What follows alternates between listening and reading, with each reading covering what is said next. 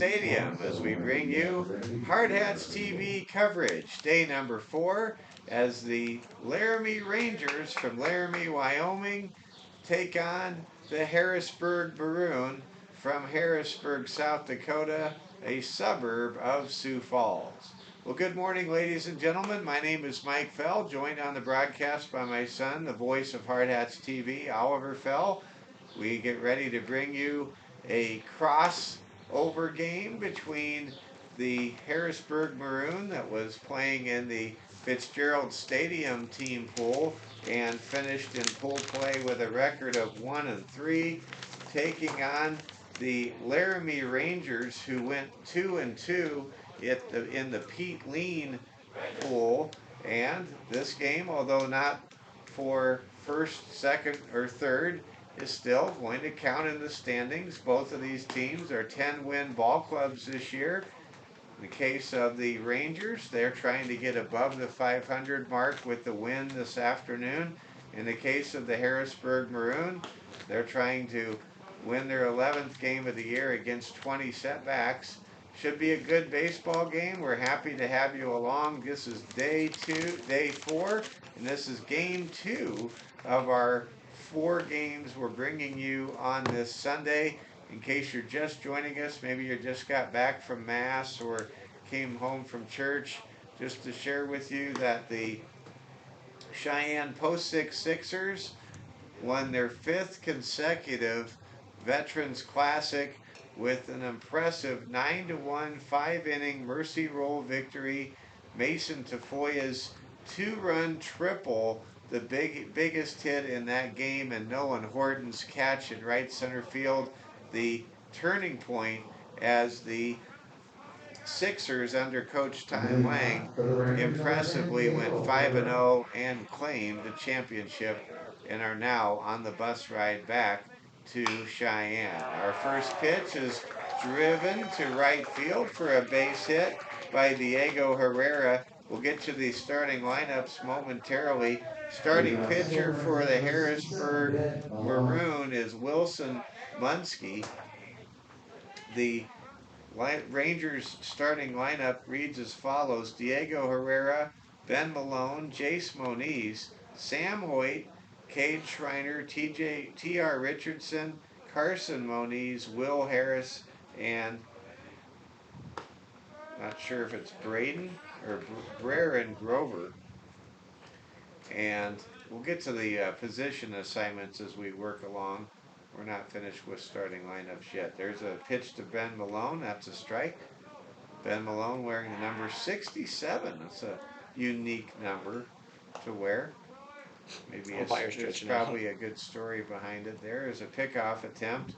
Diego Herrera at first base. Laramie and Harrisburg Maroon just underway here from Fitzgerald Stadium. This is the first game at Fitzgerald Stadium in the 4-day Veterans Classic for the Laramie Rangers. Of course, Laramie, the home of the University of Wyoming, the Cowboys. Go Pokes, go Cowboy Joe. There's a pop-up called for by the shortstop for Harrisburg Maroon. That is Ethan Beck, who makes the catch, and one man is out here in the top of the first inning. Mike Fell with you from Fitzgerald Stadium in Rapid City. We've got kind of a low cloud deck, but all in all, a very tranquil summer-like Sunday afternoon here on the first Sunday in June. Jace Moniz, the right-handed hitter for Laramie, waits for the pitch from Munsky, and that pitch is outside for a ball. Jace Moniz, batting third, is a first baseman. On deck is third baseman Sam Hoyt for Coach Conrad Chavez's crew. Here's a pitch, that's a ball. Not too many fans in the stands right now. This is not a championship game, and we're still 2 games away from our tournament finale, the third place game, as the Post 22 Hard Hats take on the Elkhorn Mount Michael Knights from suburban Omaha. There's a foul ball back to the dugout. Count now 2-1 with 1 out. Diego Herrera a threat as the leadoff hitter for Laramie to steal. We'll see how Wilson Munski, the starter for Harrisburg Maroon, keep things where they need to be. There's a pop-up called for by the first baseman who makes the catch, and Jace Moniz is retired on a pop-up to the first baseman. And now here comes Sam Hoyt. I remember Sam Hoyt from last year. He's a fine ball player, hitting in the cleanup spot, third baseman for Coach Chavez. Here comes Munski's first pitch to Hoyt. That's over for a strike. I want to give credit to this umpiring crew doing the morning games throughout the last 4 days. I think they've done a fine job.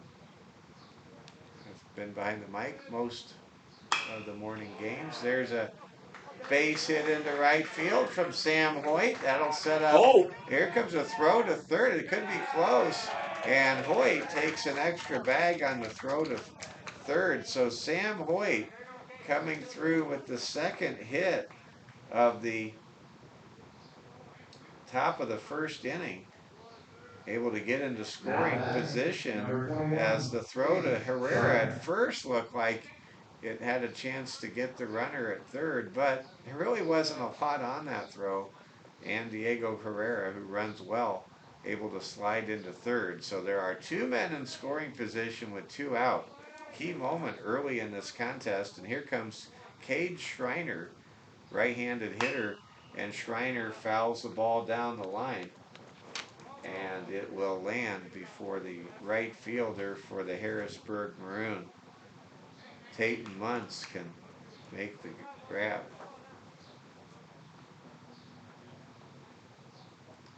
Diego Herrera playing center field for Laramie. Ben Malone batting second is the shortstop. Jace Moniz is the first baseman, and he flew out earlier. There's a grounder to short.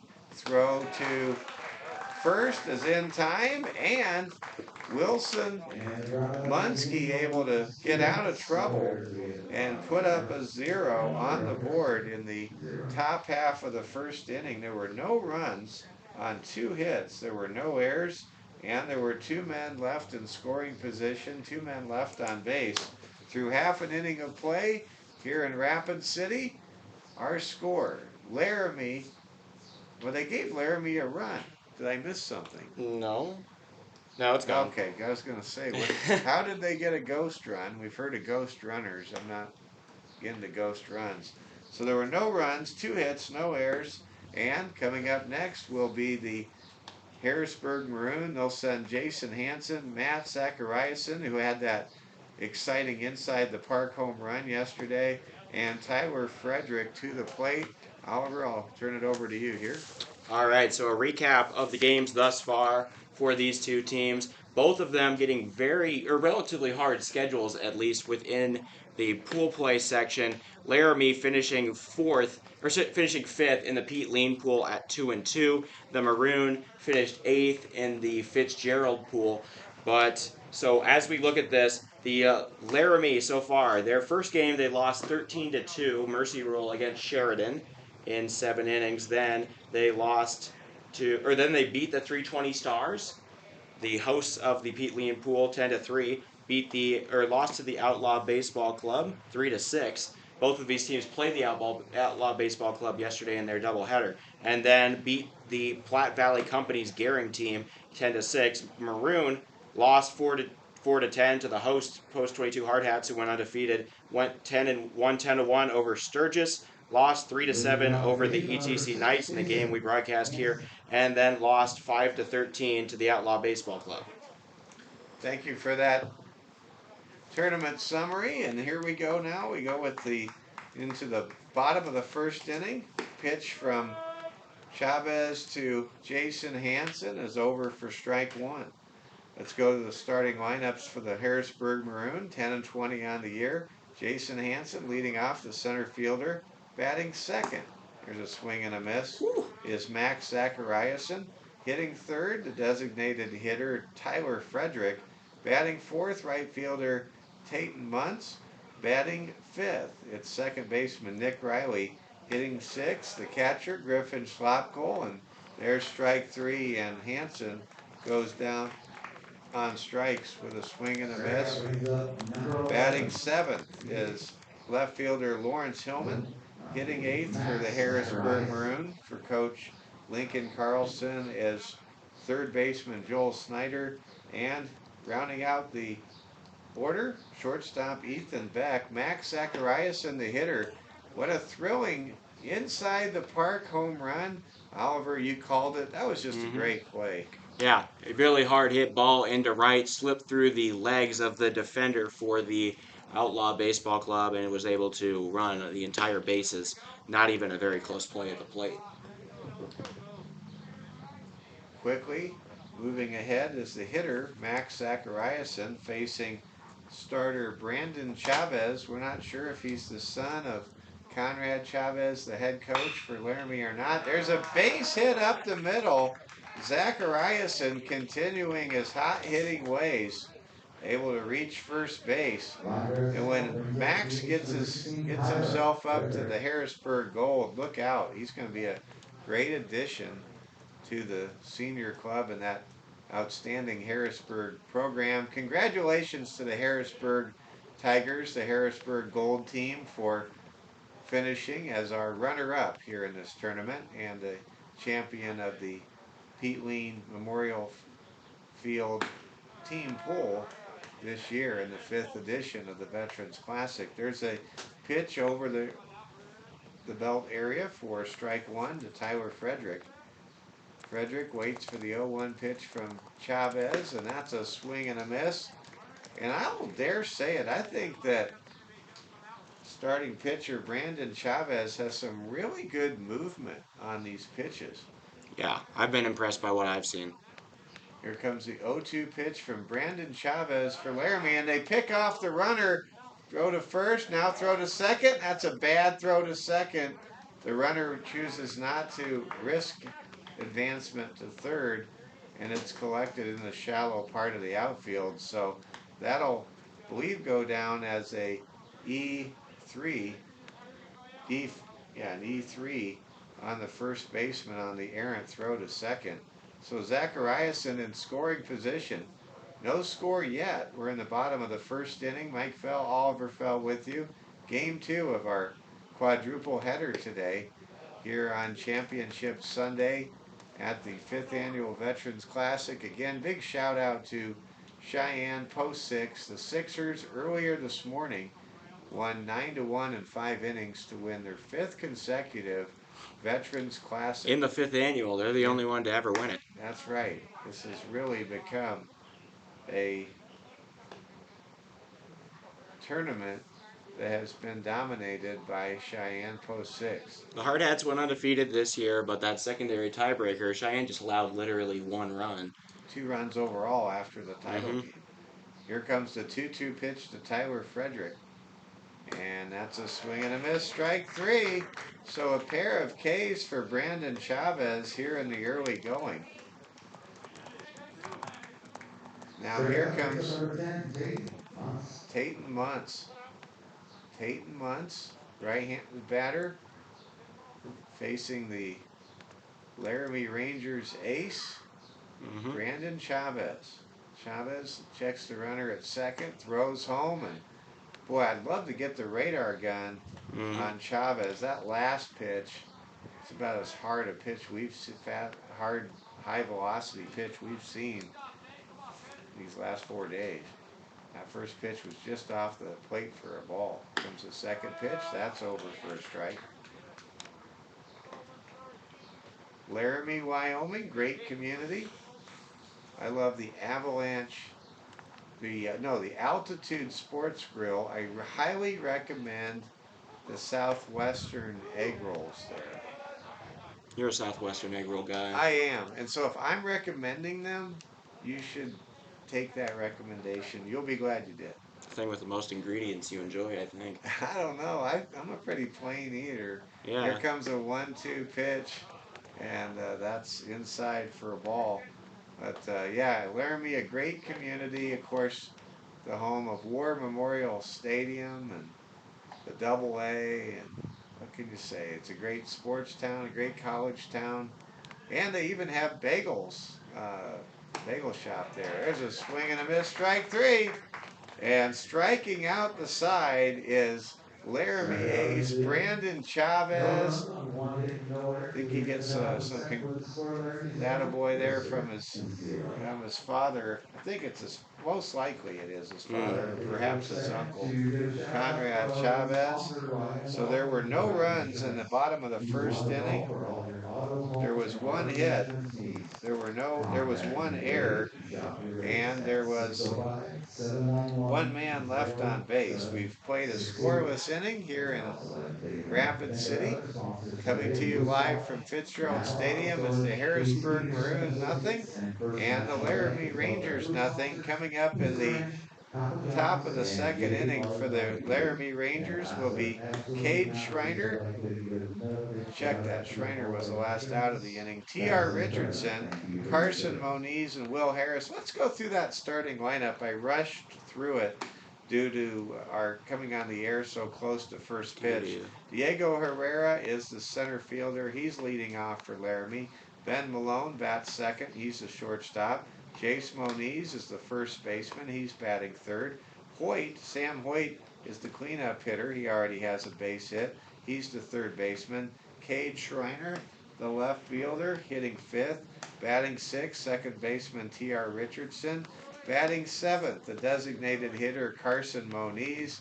Hitting eighth, catcher Will Harris. And batting ninth, Braden Grover, the right fielder. And the starting pitcher for the Rangers is Brandon Chavez. And again, going through the order, at Herrera, Malone, Jace Moniz, Hoyt, Schreiner, T.R. Richardson, Carson Moniz, Harris, and Grover. And here we go. We begin the second inning with T.R. Richardson coming to bat. The first pitch to the left-handed hitter T.R. Richardson is outside for a ball. Here comes Wilson's second pitch, and that pitch is over for a strike. I want to thank all of you fans for watching. This is game number, I believe, 19 of our 21 game showcase over these 4 days. I want to salute my son Oliver Fell, doing an excellent job, not only of calling the games, but being so well prepared for all of these broadcasts. There's a bunt foul, and the count evens at 1-1. It's been fun for me just to hop on a couple of games and break up the volume of games for Oliver to broadcast. Much appreciated. You're welcome. with a half dozen games scheduled yesterday and Friday, and 5 games Thursday. Today is the lighter of the schedule, as we have 4 games here at Fitzgerald Stadium. We'll be finished up around 6 o'clock, 6:30, we think. Here's a foul ball, count now 1-2. Be sure to keep you updated on the NCAA regionals throughout our broadcasts. I think we've been doing pretty well. There's a lot of baseball games being played from coast to coast this weekend. I love NCAA regional weekend, and I think part of the reason I like it so much is I'm from Omaha, the home of the College World Series since 1947. There's a pop. It might be playable. Up, and it may land in play. No. Nope, it lands on the 2 bounces. on the, got all the way to the lower concourse. Wow. Lower area behind the blue seats and in front of the red seats here at beautiful Fitzgerald Stadium that was established in 1957, recently renovated 3 years ago. Here comes a 1-2 pitch, and that pitch is just off the plate. Count goes to 2-2 to T.R. Richardson. T.R. being selective, making Wilson Munski, the pitcher for Harrisburg Maroon, work. And Munski's 2-2 pitch just missed the outer corner. And the count is now at full capacity, 3 balls and 2 strikes to the leadoff hitter, T.R. Richardson. Here comes the pitch to Richardson. He hits it hard to second, handled well. Throw to first in time, and that's one up, one down for Wilson Munski for Harrisburg Maroon to start off the top of the second inning. Good play made by second baseman Nick Riley right there a moment ago for the Maroon. Now here comes Carson Moniz. Carson Moniz, a designated hitter. Getting ready to take his cuts here as the number 7 hitter in Conrad Chavez's lineup. Here comes the pitch, and that's a swing and a miss. Count now 0-1. I'm pretty excited. My Nebraska Cornhuskers in about 20 minutes will take on the Florida Gators in a elimination game in Stillwater, Oklahoma, and the Stillwater Regional. The winner of that game at 5 o'clock tonight will take on the homestanding number 5 national seed, or number 9 national seed, I think it is, the Oklahoma State Cowboys. Count is now 1-1 to Carson Moniz. Here comes the 1-2 pitch to Carson, and Moniz fouls it away, and we remain at 1 ball and 2 strikes. I want to give a big shout out to my good friend, the voice of Black Hills State Yellow Jacket Sports, Steve Hammerman. If you're watching, Steve, get ready for that game 3 of our favorite teams duel happening in Kansas City today. The Kansas City Royals and the San Diego Padres. My Padres have won the series, are going for a sweep today, but it won't be easy because there's strike 3 on Carson Moniz because Royals ace Cole Reagans is on the mound for the Royals, who have had a great first third of the Major League Baseball season and are 10 games above 500, but have cooled off a bit as of late. Here comes now the number 8 hitter in the lineup for the Laramie Rangers, Will Harris. He swings and misses the first pitch from Wilson Munski. So 2 up, 2 down here in the top of the second for Munski and the Harrisburg Maroon taking on the Rangers. There's a slapper to third, throw to first is in time, and there's a 1-2-3 inning as Munski able to put up no hits, no runs, no errors. There were no men left on base, and a good play at third that time was made by Joel Snyder for the Harrisburg Maroon, and we now go to the bottom of inning number 2. Due up for the Maroon will be Riley, Schlopkol, and Hillman. So something interesting here as I was looking into things. Brandon Chavez, a super senior at Division II college Fort Hays State. Oh wow, he's a Tiger. He is a Tiger. Plenty of Tigers out there. He brings the heat. Big lefty, 6'2", 185 is his listed height and weight, and that heat definitely measured. I couldn't find a number for fastest pitch, but if I were to guess, I'd say high 80s. Absolutely.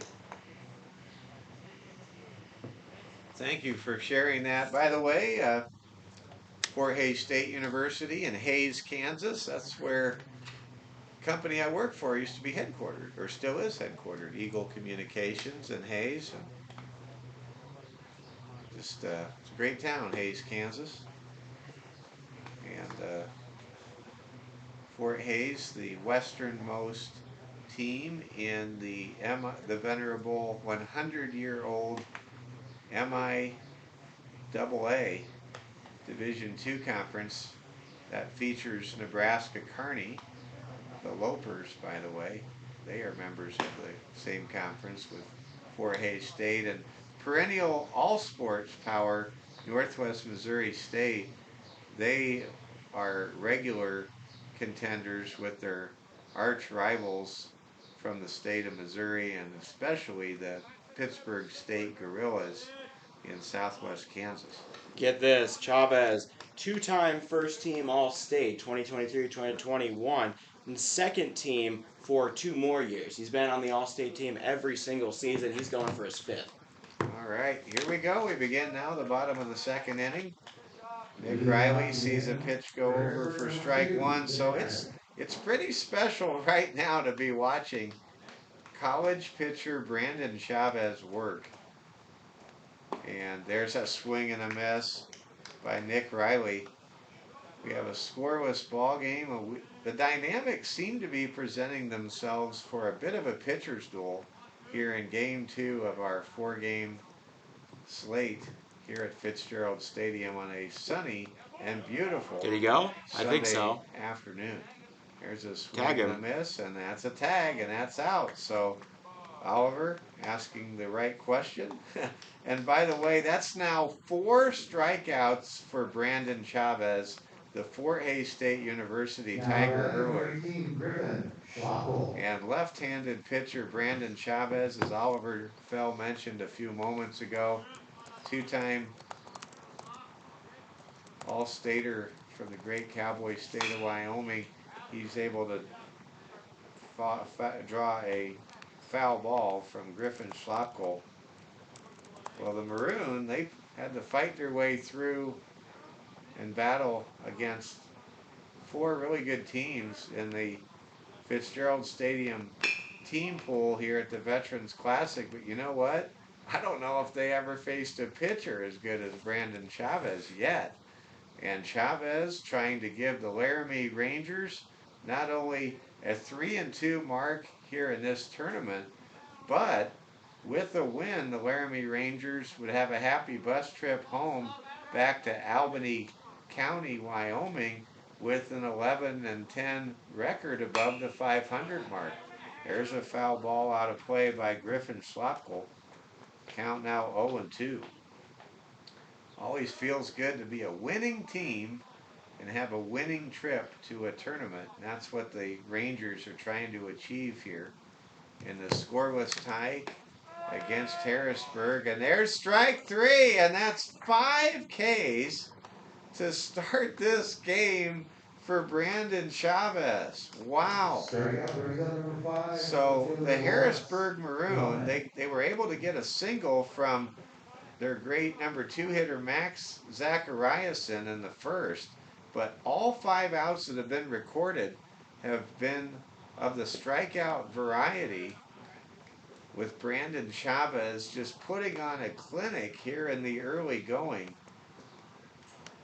this morning and this afternoon in Rapid City. Lawrence Hillman, the batter, waits for the pitch, and that pitch is just off the plate. Count is now 2-0. We're happy you're with us wherever you may be watching, whether you're watching from the Sioux Falls area or the Laramie area. We're happy you're here with us today on Hard Hats TV coverage of the 5th Annual Veterans Classic, which was won earlier today by the Cheyenne Post 6 Sixers in impressive fashion, 9-1 in 5 innings. Game was much closer than that score would indicate. There's a pitch in the dirt, and the count now 3-1. How about Mason Tafoya?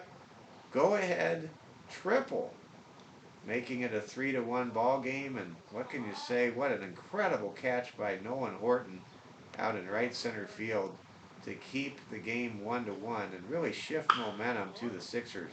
There's a ground ball to short, throw to first in time, and for the first time today, the Rangers get a 1-2-3 inning, and for the first time today, perhaps of greater entertainment-related significance, an out was recorded for the Maroon that was not at home plate via the strikeout. To round out the bottom of the second inning, there were no runs, no hits, no errors, no men left on base through 2 innings of play at Fitzgerald Stadium. It's Laramie nothing and the Harrisburg Maroon nothing. You're watching the 5th Annual Veterans Classic on a championship Sunday. This is Hard Hats TV. All right, so Chavez putting on a clinic at the start of this ball game. Harrisburg going to come back out. Interesting thing, both of these teams played back to back against the same squad yesterday, the Miles City Outlaws. The and they both had different results. Laramie had a better game overall. They allowed 6 runs by the third inning, and then it kind of coasted. They put up 2 more on an error in the ninth or in the seventh, and made it a 6-3 ball game. So they lost 6-3. While Harrisburg got out to an early lead, Miles City then ran around them and was thanks to there was a hail delay in there, but it was a 13-5 win for Miles City, so a slightly more impressive loss for Laramie against that common opponent. Thank you for that, Oliver. Scores from around the nation. In college baseball, as we get set to begin the third inning, Southern Miss destroying Indiana 10-0 in the top of the third inning in Knoxville. And Indiana State looking like the better Hoosier State team today, leading Big Ten regular season champion Illinois 8-0 in the sixth inning. And now we begin the third. There's a bunt from Joel Snyder, or check that, from Braden Grover, and he is on base with a bunt. Good play right there by Grover. He's able to reach via a solid bunt. And I'm going to check the pronunciation of Mr. Grover. Sometimes my handwriting is so atrocious. It's, well, what you tell me what you're seeing. I could just check it out. Is it Brayson? I will. Okay, Oliver's going to do the game changer that does not involve the scribbling of the skippers on the lineup card. So Grover is at first base. Diego Herrera now the hitter. Diego singled and was able to move his way over to third his first time up. Herrera fouls off the pitch. Brayson Groover. It's not Grover. Brayson Groover. Thank you very much. So Groover is at first base as the leadoff man is aboard for Laramie. They have their super senior ace, Brandon Chavez, on the mound, large and in charge with 5 Ks already through 2 innings of work. That's right, I said 5 Ks in 2 innings from Brandon Chavez. There's a foul ball hit by Diego Herrera, and the count now 1-2.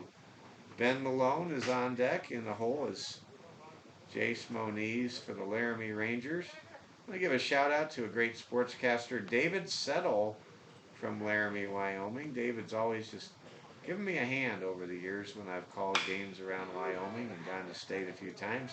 There's a throw from second. Oh! From short to second to third, and there's a 6-4-3 double play as Diego Herrera and Ben Malone are erased. Impressive right there. Good play all the way around for the Harrisburg Maroon. And the first 2 men are now retired, and so Brayson Groover is retired at second. Diego Herrera is retired at first, and now Ben Malone is down in the count 0-1.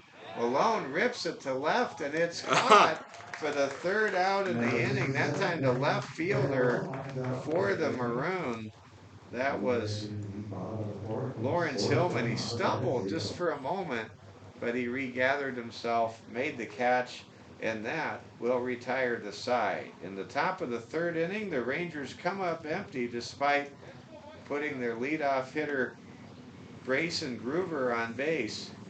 And thanks to a 6-4-3 double play from shortstop Ethan Beck, second baseman Nick Riley, and first baseman Max Zachariason, the Laramie Rangers come up empty in the visiting half of the third inning. There were no runs, there was 1 hit, there were no errors, and there were no men left on base. We have a scoreless tie. We're in the middle of inning number 3, and let's now turn it over to Oliver.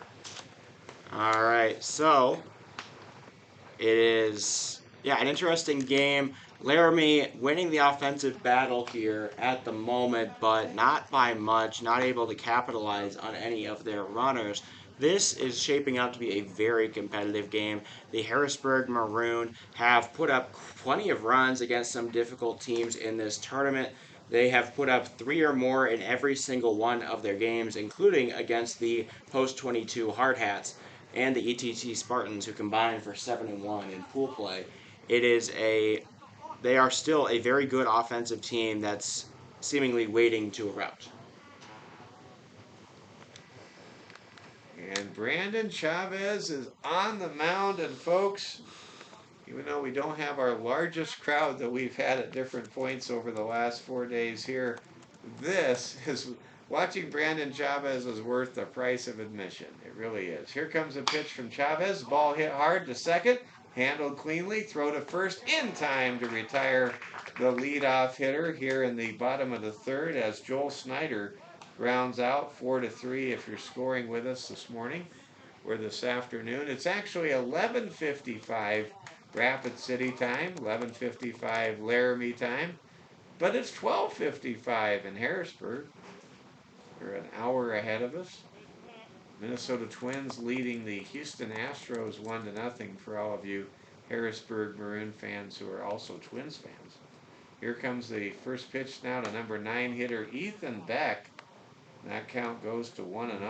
Number 4 rounded out. That brings up number 12, Ethan. I want to give a shout out to Harrisburg resident Rick Fink. He is a longtime radio broadcaster that provides us with our sound advice segments at Riverfront Broadcasting. I understand Rick's very proud to live in Harrisburg. Shout out to Rick. Here comes a 2-0 pitch. Just off the plate. Count now 3-0. So a rare moment where Brandon Chavez is down in the count 3-0 from the mound. Here comes the pitch. That's over for a strike. Brandon Chavez pitching in the storied MIAA conference in Division II college baseball. So far racking up a handful of Ks in just a little over 2 innings of work. And there's a free pass. That's the first walk issued of the ball game, and to the number 9 hitter at that is Ethan Beck. Runs down to first base. And here comes Jason Hansen. Hansen was the first of 5 strikeout victims the first time through the order for Brandon Chavez and the Laramie Rangers. Here comes the first pitch from Chavez, and that's a swing and a miss, strike 1. Chavez that time, he located his fastball, and it was low. Have to be impressed by the catching of Will Harris. He's catching a superstar pitcher and doing a fine job at that.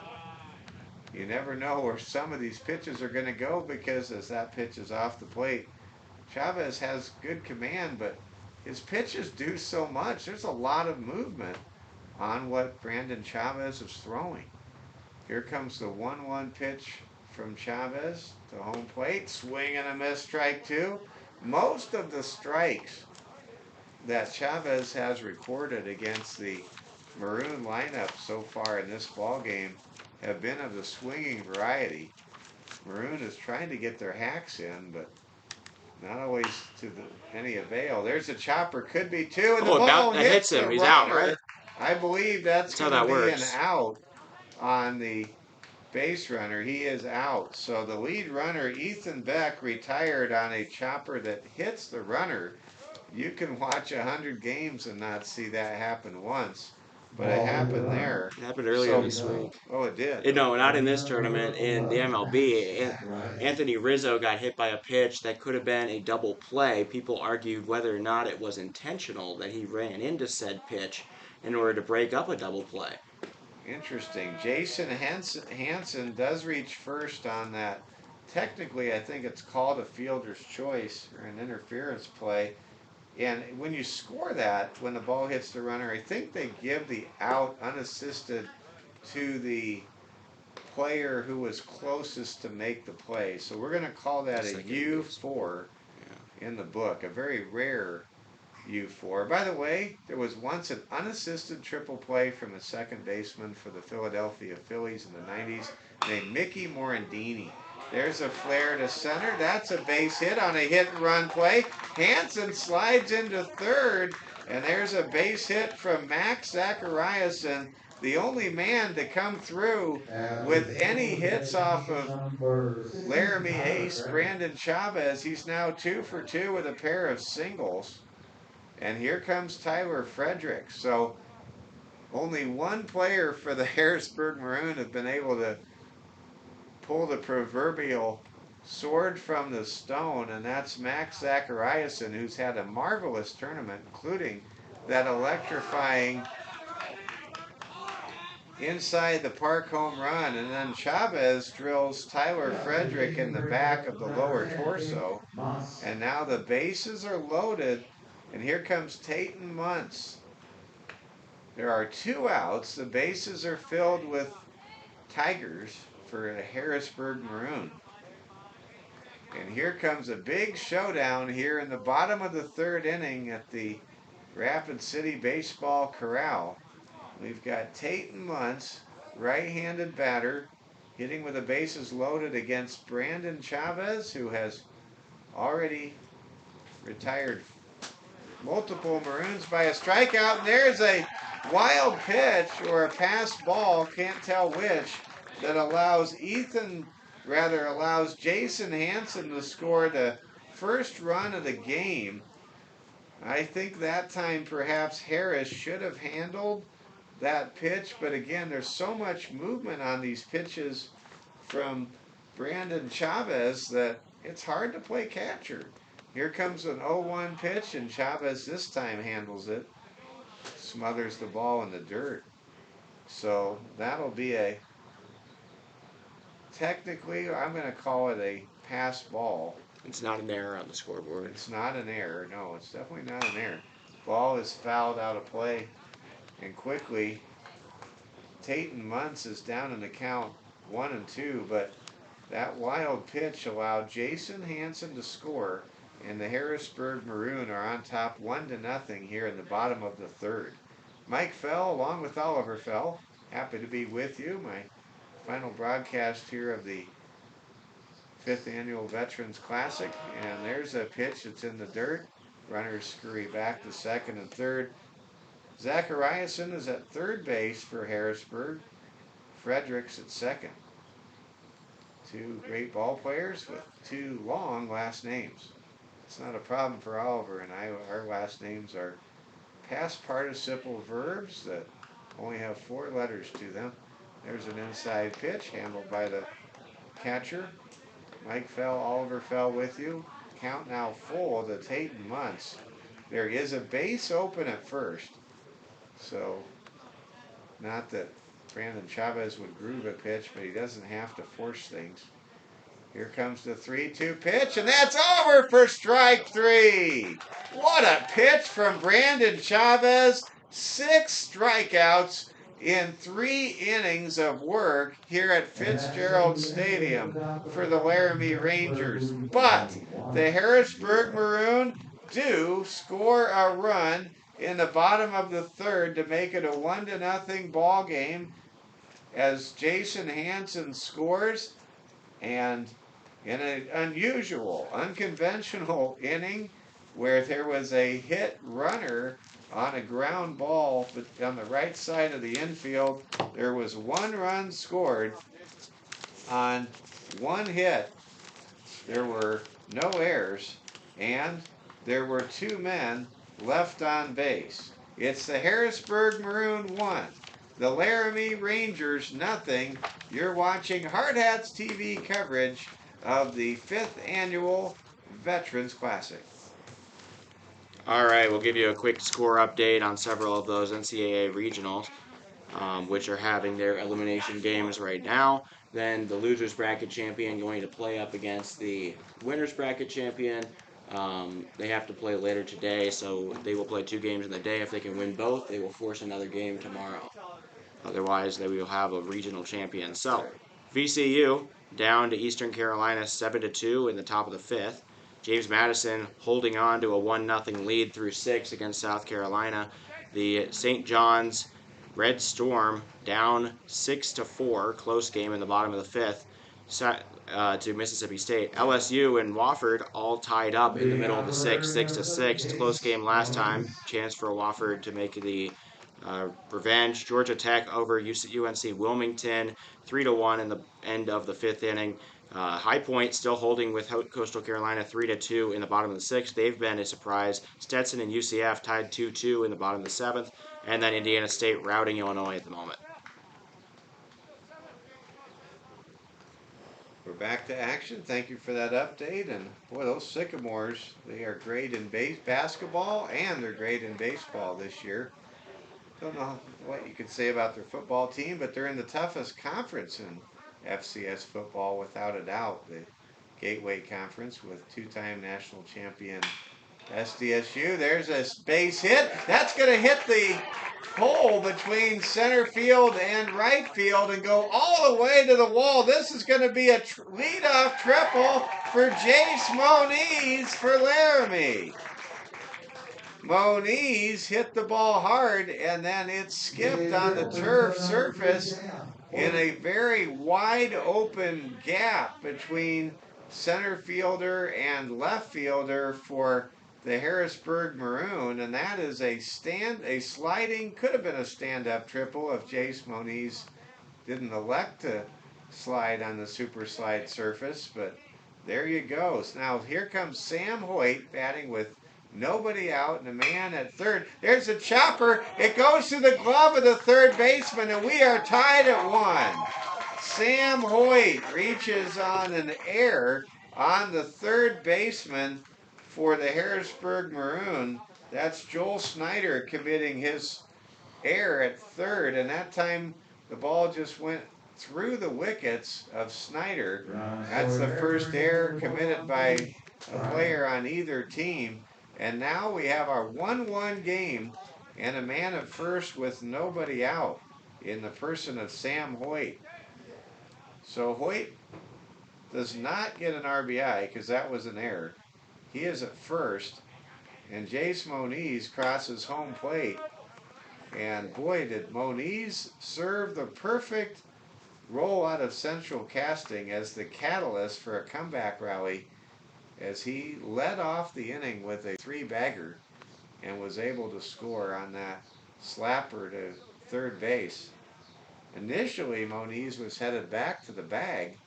Then he just headed home when he realized the ball had gotten away. There's a stolen base attempt, and he is out.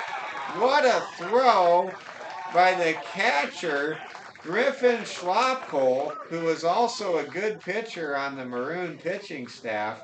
He showed his big-time arm, gunning down Sam Hoyt at second base. That's a 2-6 putout if you're scoring along with us. And now the bases are empty with 1 out in a 1-1 tie here in the top of the 4th inning. The Laramie Rangers won, the Harrisburg Maroon won, a battle of 10-win ball clubs here in Game 2 of our championship Sunday quadruple header on Hard Hats Television. Count is now 2-2 to Cade Schreiner. Wilson, Munski looking for a sign. Gets it from Schlopkohl and fires a strike 3, a swing and a miss to Cade Schreiner. That is the 3rd strikeout in this game for Mr. Munski. Now here comes T.R. Richardson. T.R. Richardson, left-handed hitter, getting ready to step into the batter's box. So glad you're with us. A beautiful day. This is the best weather we've had of the 4 days here on the Lord's Day of the Veterans Classic. Here comes the pitch, and that is on the plate for a strike. Mike Fell, Oliver Fell with you. It is 12:08. You're watching Hard Hats TV. Harrisburg and Laramie locked in a good one, 1-1 here in the top of the fourth. There's a chopper right to the first baseman. He gets it, takes an electric slide sideways to the bag, and retires the side there with an unassisted putout. Making the play there was first baseman Max Zachariason, who is having a great tournament and a great day at the plate already. And that's going to be a one-run inning for Laramie. It all began and really ended with Jace Moniz coming up with a leadoff triple and scoring on a error at third base. We are all tied at 1 in the bottom of the top of the fourth inning for Laramie. They scored 1 run on 1 hit. There was 1 very significant error, and there were no men left on base. Now we take it to Oliver Fell between innings. All right, so as we looked at that, I had to feel good for Sam Hoyt on that ground ball to third. He might have felt very sympathetic for Moniz. Last game, he had a leadoff triple in the first inning against Miles City and was stranded. He got all the way to third, and nobody could seem to bring him in. We got our Padres boy back. It must be a holic. There he is. There he is next to Mr. Cool. But I yeah. was wondering where he went. No, he's back. All right, so it is 1-1 here. Laramie looking to keep this thing tight. Harrisburg finally started to flash the bats in the last one. We'll see if Chavez can turn things around or if Harrisburg going to keep moving the bases. Let's get you up to date. Well, actually, let's get back to action. We're quickly starting here the bottom of the fourth inning. Nick Riley facing Brandon Chavez, who already has struck out 6 Maroon batters in 3 innings of work. Here comes the 1-0 pitch to Nick Riley from Brandon Chavez, and that's over for a strike, and the count is squared at 1 ball, 1 strike. Mike Fell with you.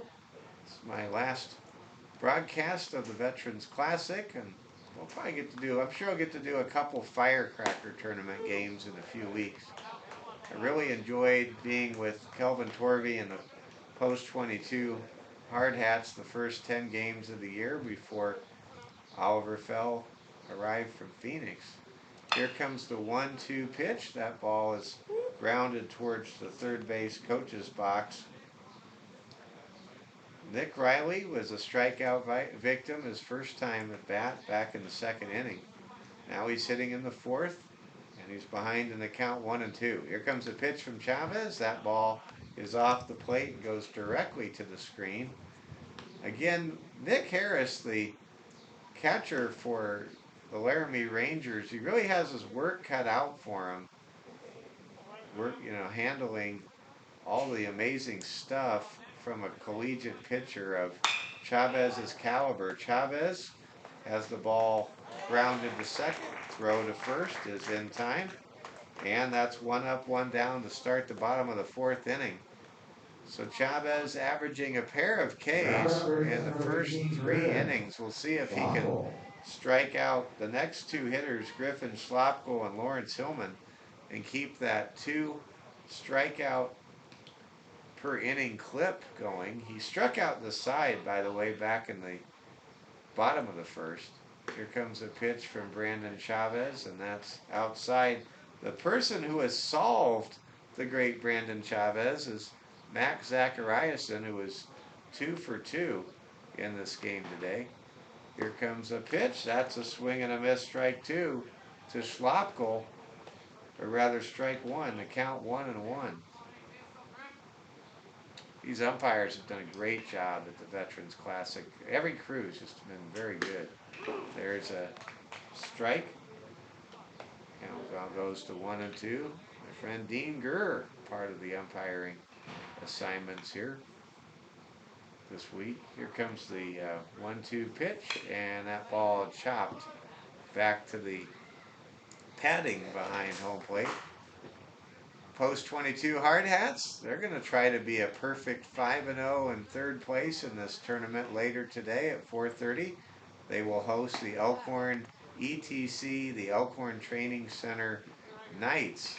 Knights are young men that live in a boarding school. They go to a boarding school. Count now 2-2. I did. To Griffin Schlapkohl, and that ball is handled with an amazing play by Malone. And Ben Malone flashes major league type professional leather. He handles the ball on a hard smash bounce, gets up and guns down Griffin Schlapkohl in what may have been the best infield play of the Veterans Classic that we have seen here at Fitzgerald Stadium. What an incredible play by number 67, Ben Malone at shortstop. Wow. Put a star on that one. Hang a star on that one. There's a fly ball to center, and it's caught for the out. That's a 1-2-3 inning for Brandon Chavez, and unlike the other 1-2-3 innings that featured strikeout after strikeout, this featured exceptional defense at short by Ben Malone. At the end of 4 innings of play here in Rapid City, it's the Laramie Rangers 1 and the Harrisburg Maroon 1. We go to the 5th after that 1-2-3 inning with no hits, no runs, no errors, no men left on base. We now take it to Oliver as we start inning number 5.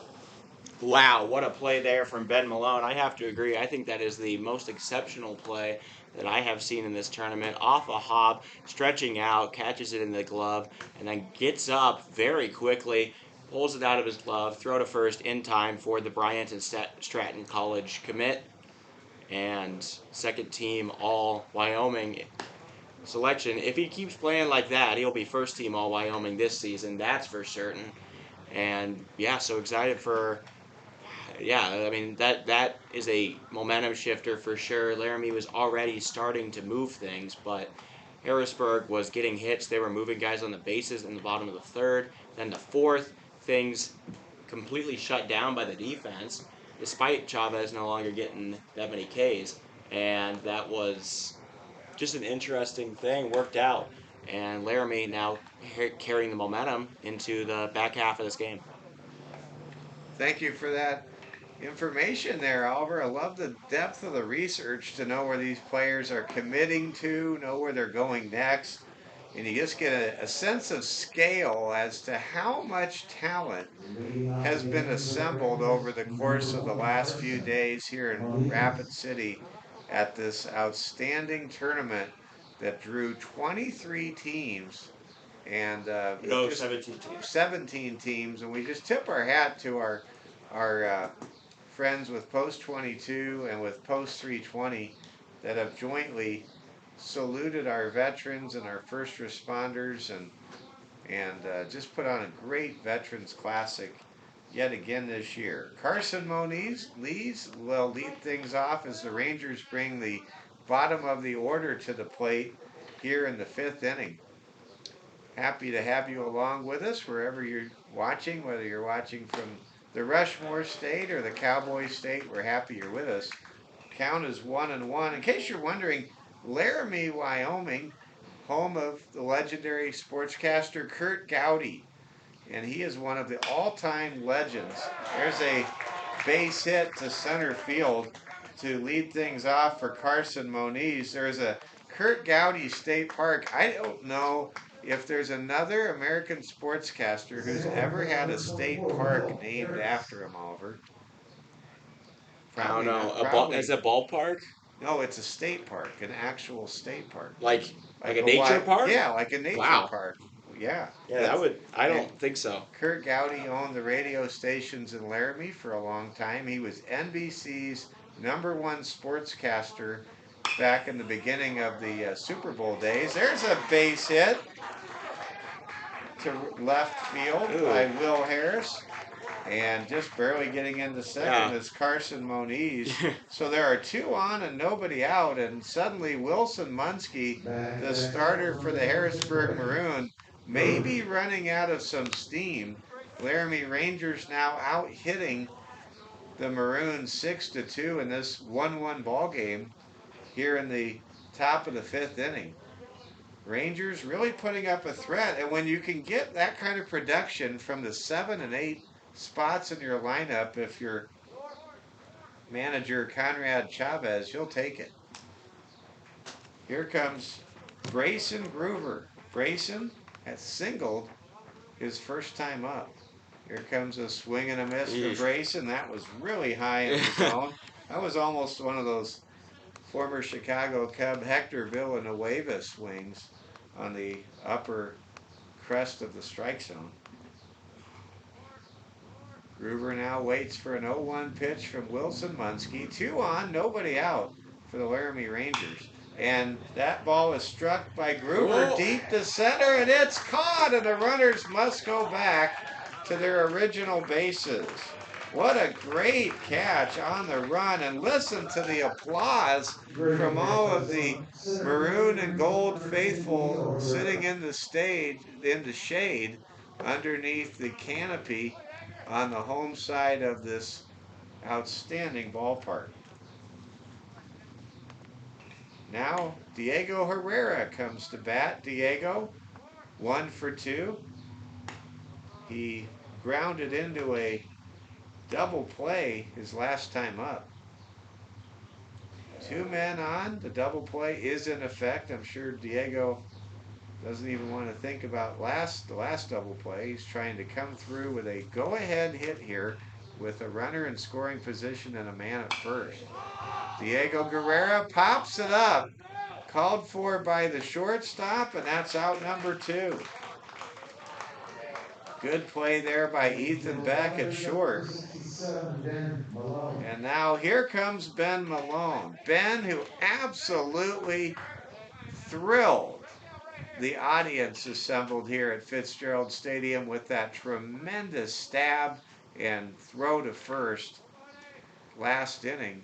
Waits for the pitch here from Munski, and that ball driven to left. It's going to go all the way to the wall and bounce over the fence for a ground rule double. And Ben Malone has given the Rangers a 2-1 lead.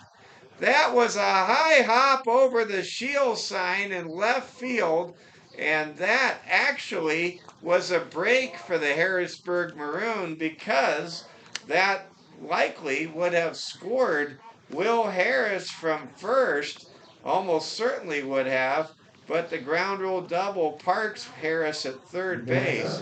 But the damage is done, coming through in the clutch, both in the infield with his incredible defense and at the plate with that deep shot to left field to bring in the second run of the game for Laramie. It's now a 2-1 lead, and with 2 outs, there are 2 men in scoring position for Jace Moniz, who hit a triple his last time at bat. Wilson Munski now in a pressure situation. The Maroon are down 2-1. The Rangers have runners at second and third with 2 out. We're in the top half of the 5th inning. Here comes a pitch, and that's inside, and the count goes to 2-1. Mike Fell with Oliver Fell. Hope you're enjoying watching this game as much as we are enjoying bringing it to all of you on the Lord's Day. Here comes the 2-1 pitch now to Jace Moniz. And that pitch is outside for ball 3. There is a base open, but Sam Hoyt, a very dangerous hitter, is on deck, and now we may have a conference or a pitching change here. I wouldn't be surprised if it's a pitching change, and it is. You don't usually see a pitching change in the middle of an at-bat with a 3-1 count, but the skipper for the Harrisburg Maroon, Lincoln Carlson, has seen enough of Wilson Munsky to see that he has run out of steam. Let's give Wilson credit. He works 4 2/3 innings, limits Laramie Rangers to this point to just 2 runs. He would be charged if those runners scored from second and third. Okay, so I have a question. This is one of the rules that kind of confused me, when you learn about a lot of baseball rules. Okay, so the first rule that always confuses me, the balk is so weirdly called. I swear there are times I've seen balks in the normal way that aren't balks. Anyways, and then the drop third strike seems kind of tacky and weird. But this is the one that is interesting to me. What is your opinion on the ability to change a pitcher mid at bat? I think that should not be the case. I think only in the case of injury, Yeah, actually. really. That's what I think too. I think that this is an unfair disadvantage, and you started the at bat, you should have to finish it. Yeah, I think when it's one person against one person, it needs to stay one person. It's not two people against one. You shouldn't be able to gang up on anybody for an advantage. Yeah, well, this is what it's going to be. I always thought this was kind of a weird rule. Those would be the three I would make. Drop third strikes, because if they matter, they matter. You don't have to go to first if there's a guy there, so it's only like an extra thing. If you strike out 3 times, or you have 3 strikes, you're out. That's how it should go. So I think that change, get rid of the drop third strike rule, then no changes in the middle of an at bat on the pitching mound, and then I just need to learn. I just need to get more knowledge on box. And I want to get rid of the wild card in Major League Baseball, by the way. While we're getting All the rid of way? You're things, going. yeah, There's only, yeah. but there's 3 divisions now. I know. I like Bob Costas's proposal that Ooh, anything Bob only Costas is an only interesting thing to like. only the team with the best record gets the automatic bye to the league championship series, and then the two division champs, second and third division champs, play each other in But then the Yankees division wouldn't do it series. so often. Anyway, They're really good at making the wild card. I just have to say I hate the wild card. Okay, Okay. here we go. 3 and While 1 we're now. voicing stuff. While we're talking about what we would change about the great game of baseball. There's an outside pitch, ball 4, and the bases are loaded with Rangers. Ben Malone stays at second. Will Harris remains at third. Harris would have scored, incidentally, a huge run on that RBI double from Ben Malone, but for the ball bouncing over the fence on that blast to left field, over right in front of the shield sign. Here comes Sam Hoyt. Hoyt reached on an error at third base back in the fourth inning, had a base hit, a single in the first inning. Here comes the pitch from Max Zachariasen, who has done everything in this tournament, including put up a thrilling inside the park home run in a game that Oliver Fell brought you yesterday. Sam Hoyt ahead in the count 2-0. He could walk a man home here. There's a pitch outside, and it's 3-0. And now Sam Hoyt, he can be as patient as a little old lady doing some crochet. Let's see what happens now. Here comes the 3-0 pitch to Sam Hoyt, and that is over for a strike. Hoyt was hoping he had ball 4. That was not the case. Here comes the 3-1 pitch from Zachariasen to Hoyt. Bases loaded for Laramie. And that pitch is outside, and it's 3-1. And Will Harris, perhaps with some element of baseball justice, who was held up on that ground rule double high hop a few minutes ago, more like 10, 15 minutes ago, crosses home plate on an RBI walk from Sam Hoyt, and now the runners all advanced 90 feet, and the bases are still full of Rangers for Cage Reiner, who is 0 for 2 in this game, and who fouls off the first pitch he faces from reliever Max Zachariasen for the Harrisburg Maroon. Cage Schreiner trying to come through in the clutch. We saw in the championship game this morning.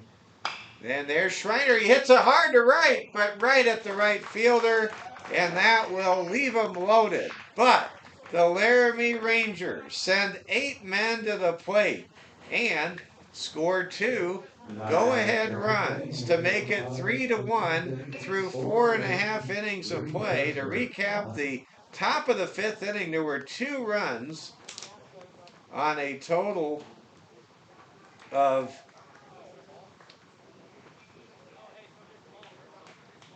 3 hits. There were no errors, and there were 3 Rangers left on base. We have a good one going here on Championship Sunday in Rapid City. Our score, Laramie 3, Harrisburg Maroon 1. You're watching Hard Hats TV coverage of the 4-day Veterans Classic.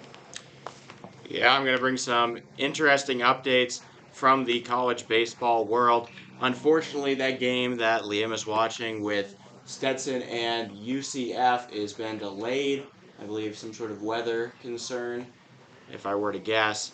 VCU brings it closer in the middle of the 6th. It is just a 4-run game, 8-4 against Eastern Carolina. UNC Wilmington hanging in. LSU takes the lead by 2 runs at the top of the 7th, 8-6 over Wofford. High Point comes back from down 3-0 in the first and make it 5-4 in the top of the 7th. High Point, a big surprise, a 4-seed team about to possibly play in the championship of the regionals if they're able to pull this out. James Madison still clinging to an incredible pitching performance. 1-0 the lead there over South Carolina. A chance to knock out the SEC squad. That would be a big upset for them in the same year that they upset Wisconsin in the men's tournament. UCF on top of Stetson. SEMO ahead of Arkansas through 2 innings, 1-0. Let's go Redbirds. Southern Miss blowing out Indiana 15-0, and then Nebraska and Florida tied 2-2 after 1. Thank you for that update. Go Big Red.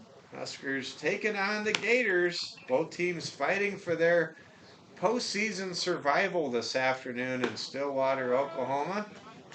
Nebraska, by the way, used to always win over Oklahoma State in football back in the Tom Osborne days. It was awesome. Nebraska has a good history in that town. 1-1 pitch to T.R. Richardson to lead things off, or check that, to the leadoff hitter Joel Snyder from Brandon Chavez. Chavez, he has not pitched in a while. We'll see if he accumulated any rest at all. Here comes the 1-1 pitch from the dominant ace, Brandon Chavez. Chavez now in position to get a W if Laramie can hold their lead. We're in the bottom of the 5th inning. Chavez going 4 strong already, and limiting the Maroon to only 2 hits, and he struck out half a dozen Tigers. Joel Snyder even in the count, 2 balls and 2 strikes. Mike Fell with you along with Oliver Fell, live from Fitzgerald Stadium here in Rapid City, South Dakota. And there is a, I believe, hit by pitch. It's got to be. It was 2 balls. Yep, so either that or no, it was a walk. So they just didn't count the number of balls on the scoreboard. That happens sometimes over 4 days. Mm-hmm. Ethan, we just appreciate all the volunteers who do such a great job here. Here comes a pitch to Ethan Beck, and that pitch is over for a strike. A clean, well-run tournament. No issues or hassles except for that one hail delay, which is out of our control for the entirety of this thing. You bet.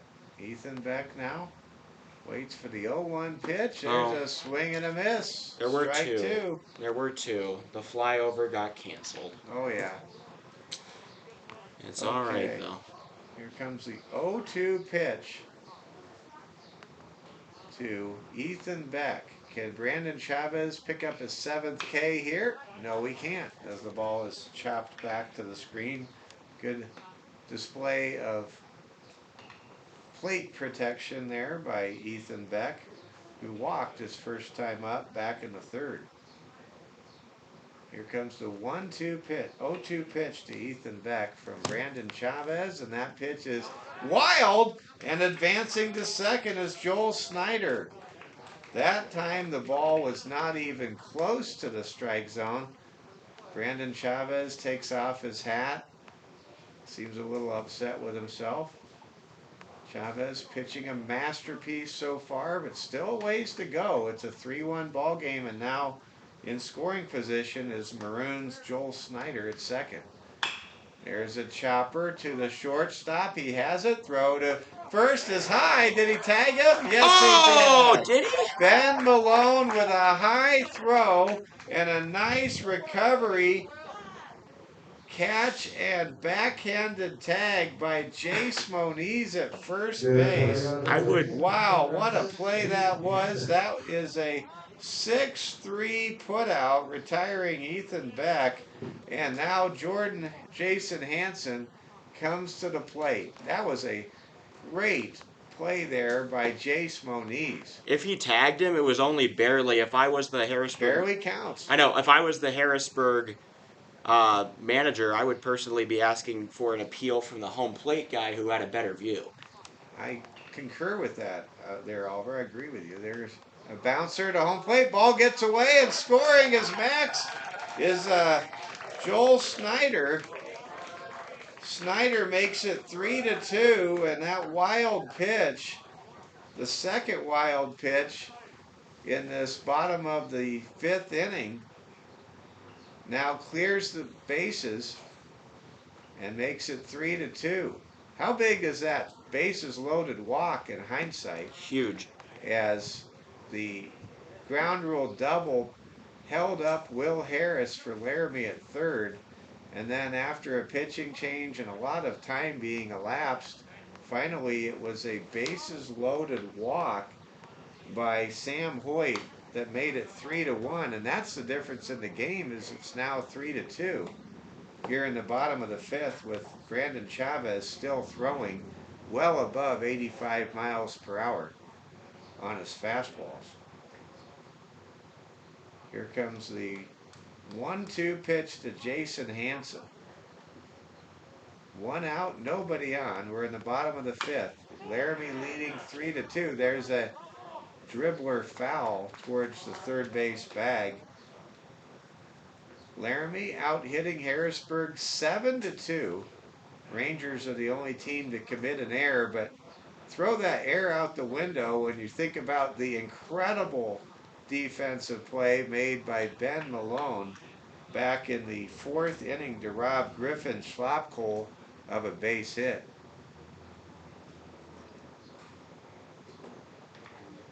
On deck for the Maroon, Max Zachariasen. He has simply been unstoppable over the course of the last 72 hours here in Rapid City. Count is now 2-2 to Jason Hansen.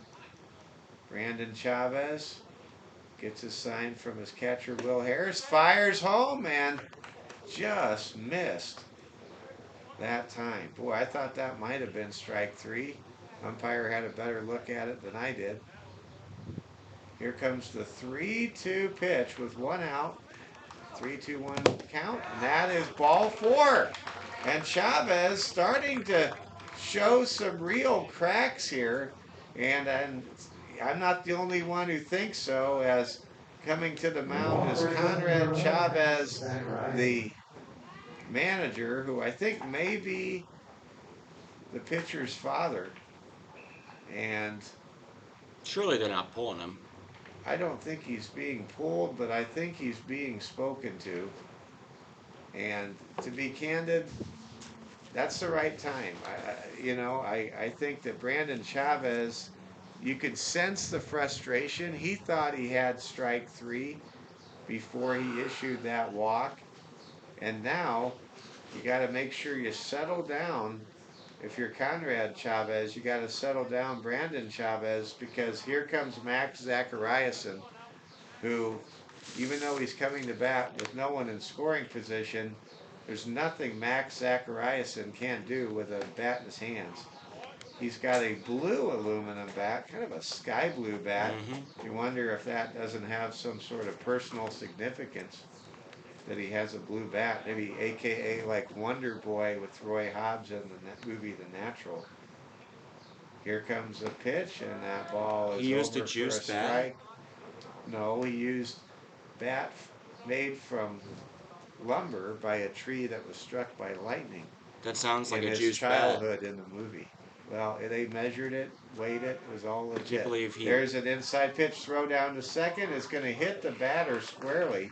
And in with a stolen base is Jason Hanson. So now the tying run is in scoring position for the Harrisburg Maroon, with the Laramie Rangers leading 3-2. Mike Fell along with Oliver Fell. Game 2 of our 4-game presentation today. Congrats again to the Cheyenne Post 6 Sixers. They defeated the Harrisburg Tigers, the Harrisburg Gold, 9-1 in 5 innings in the championship game played earlier that we brought you here and is archived on Hard Hats TV on YouTube. You can go back and watch that game. And Mason Tafoya had a 2-run triple that broke a 1-1 tie, and the Sixers never looked back. There's a swing and a miss, strike 3, and you see Zachariason show a lot of emotion. He is very frustrated with himself. And how about whatever Conrad Chavez said to Brandon Chavez? That might be a father-son moment there, as Zachariason is rung up with the strikeout. And here comes Tyler Frederick. Understand, I think somebody might be standing in front of the camera as Oliver goes out of the booth. Here comes the pitch to Tyler Frederick. 2 outs, man at second. Laramie trying to hang on and hold their lead. Brandon Chavez quickly gets Frederick, who is 0 for 1 with a walk today, down in the count. Can Chavez get strikeout number 8 right here? Here comes the pitch, and that's a wild pitch off the batter. Advancing 90 feet to third is the tying run, Jason Hanson. So now any more wild pitches will bring home the tying run you would expect. Brandon Chavez ahead in the count 1-2, but he has to be careful and not be wild.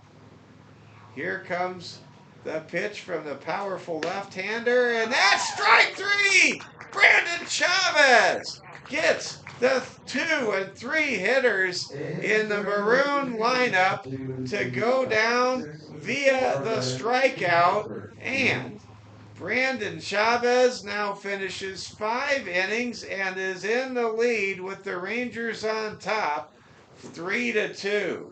In a very eventful and exciting 5th inning, the Harrisburg Maroons score 1 run on no hits. There were no errors, and there was 1 potential tying run stranded on third base through 5 innings of play here in Rapid City, with Max Zachariason going back out there for another inning of relief assignment.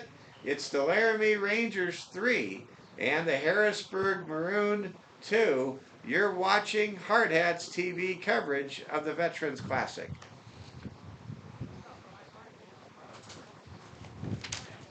Temperature really warming up for the first time in this tournament.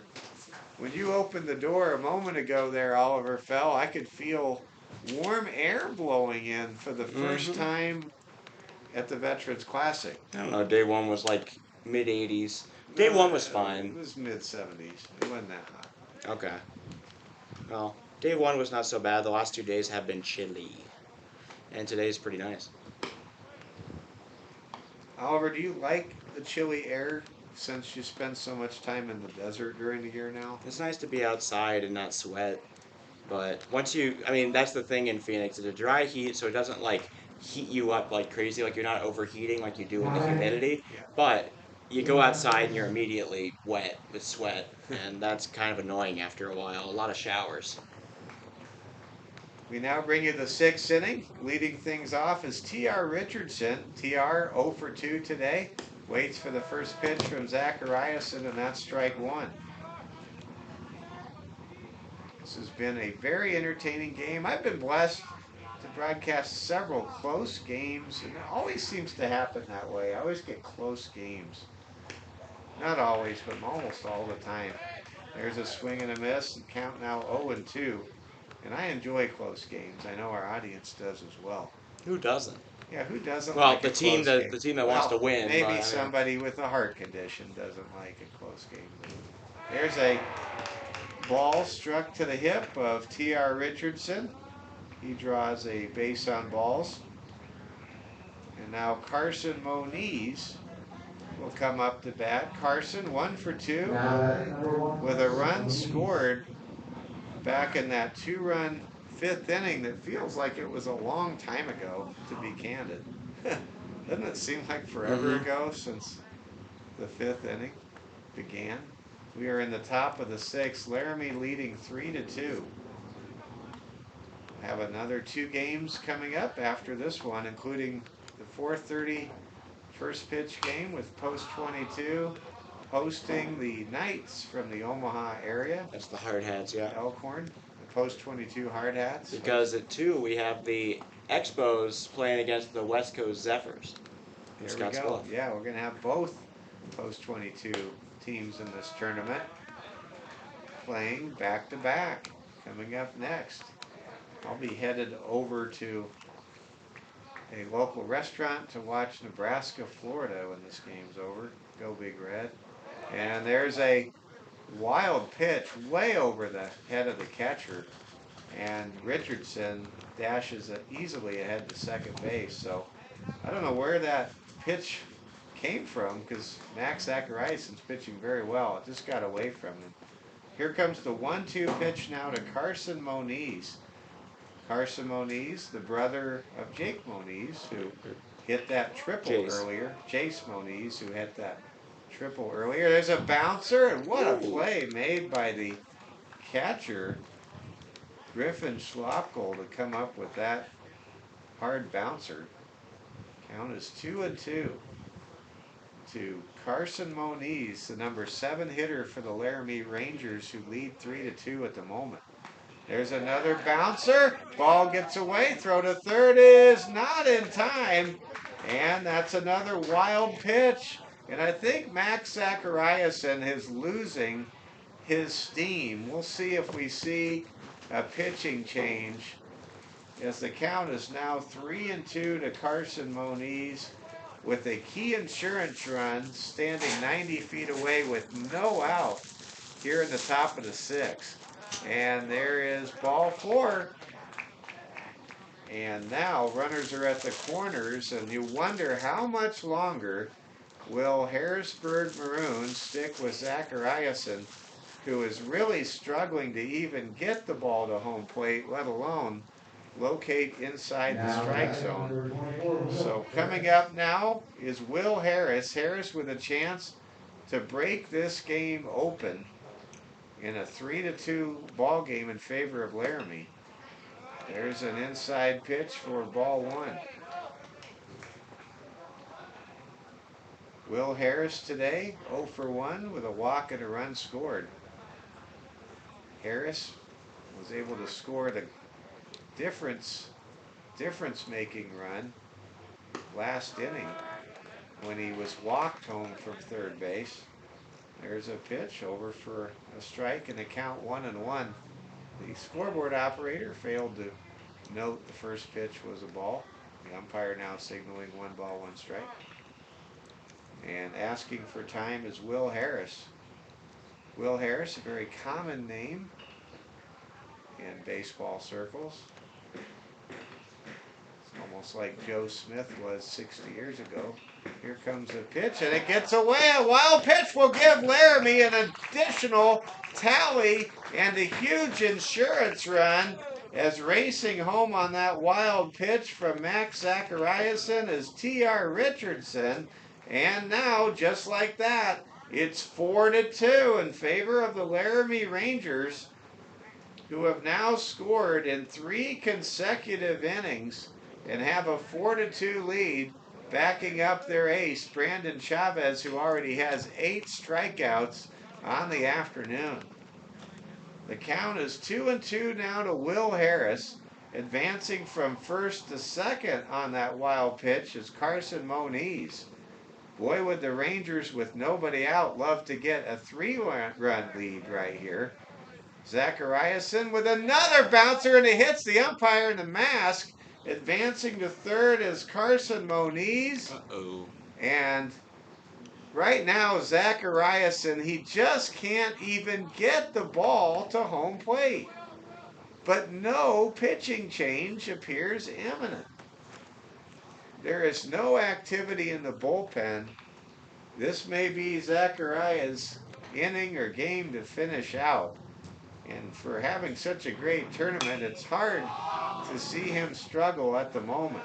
He has a pop-up out of play happen a moment ago. Zachariasen, who is 2 for 3 today at the plate, had an inside the park home run and has just played great.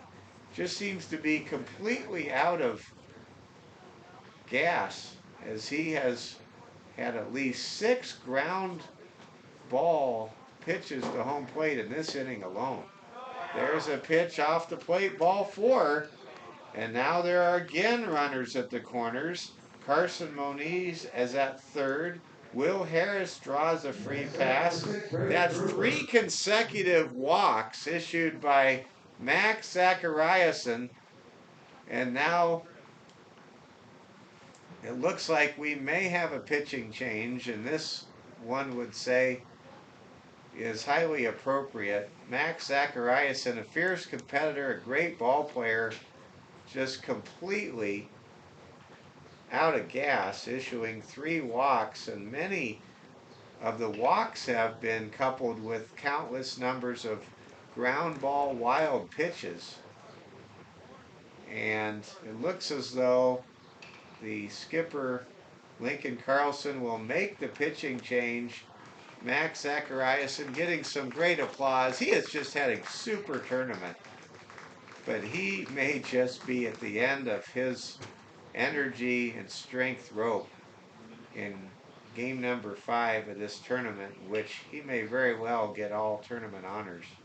And Zachariasen showing a lot of emotion as he makes the long walk to left field. And we'll have a new pitcher for the Harrisburg Maroon.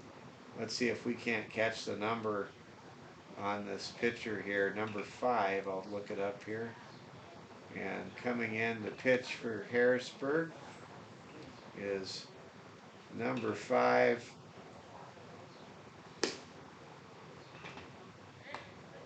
New pitcher on the mound for Harrisburg Maroon, number 5, Lawrence Hillman. Lawrence Hillman. So Lawrence Hillman will swap places with Max Zachariasen coming in from left field. So Zachariasen is now the left fielder here in this 6th inning. And on the mound is Lawrence Hillman. He will be the 3rd pitcher to make an appearance here in this championship Sunday game 2 at Fitzgerald Stadium.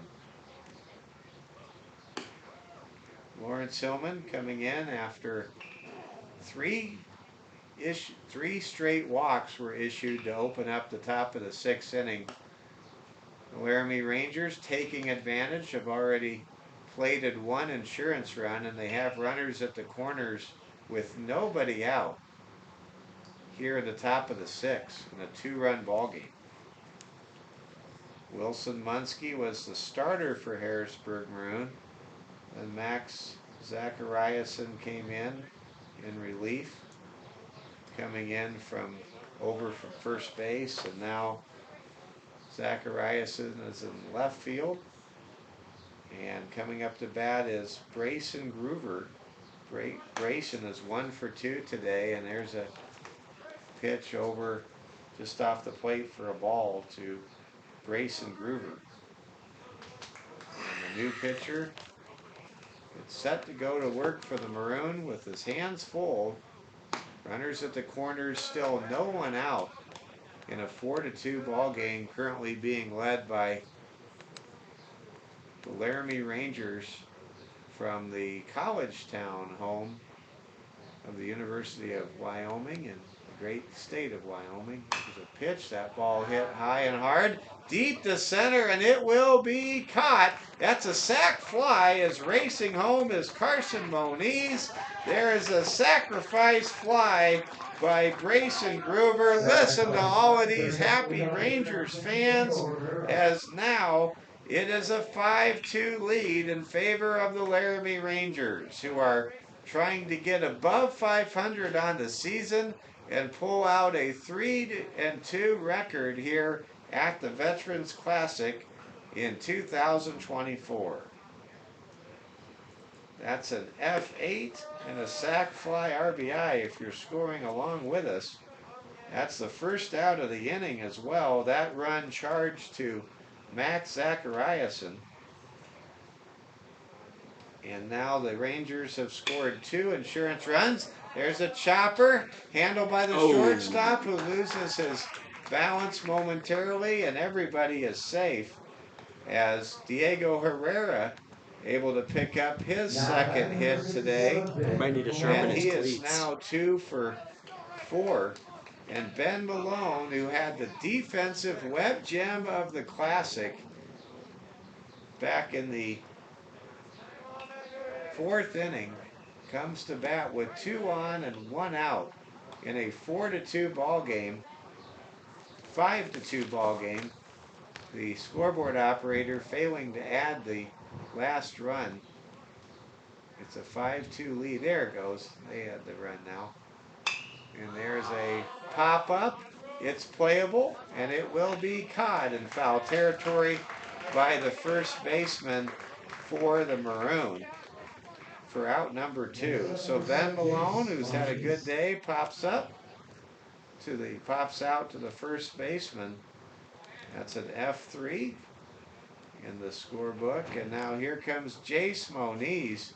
Jace hit a triple in the 4th inning that really got the bats going today for the Laramie Rangers, the pride of Albany County, Wyoming. In case you're wondering, if you see a license plate in Wyoming with a 5 in front of it, that's Laramie, for the Laramie area. Here comes the 0-1 pitch to Jace Moniz. And that pitch is over for a strike. Do they update that every census? No, it stays that way forever based on the population readings from probably about 80 years ago in Wyoming. That's why Jackson Hole is 22. There's a lot more. Jackson Hole, Jackson County, no longer the, or Teton County, no longer the 22nd most populated county. A lot more people live in Teton County now than used to. County now 1 and 2 to Jace Moniz. It's the same situation in Nebraska, by the way, where the county readings set the numbers way back. Knox County, where your great aunt and uncle live, is Nebraska County 12, and certainly Knox County is no longer the 12th most populated county in the great Cornhusker state of Nebraska. Here comes a 2-2 pitch, a swing and a miss, strike 3. And coming out of the bullpen is Lawrence Hillman. He does a good job limiting damage for Coach Lincoln Carlson. But that being said, the Rangers score 2 huge insurance runs on just 1 hit, taking advantage of Max Zachariasen's 3 walks to lead off the top of the 6th inning. There were 2 runs, there was 1 hit, there were no errors, and there were 2 men left on base. Through 5.5 innings of play here in Rapid City at Dave Plouffe Field, it's the Laramie Rangers 5, the Harrisburg Maroon 2, and Brandon Chavez The Fort Hays State University Division II Tiger ace is on the mound for the 6th inning.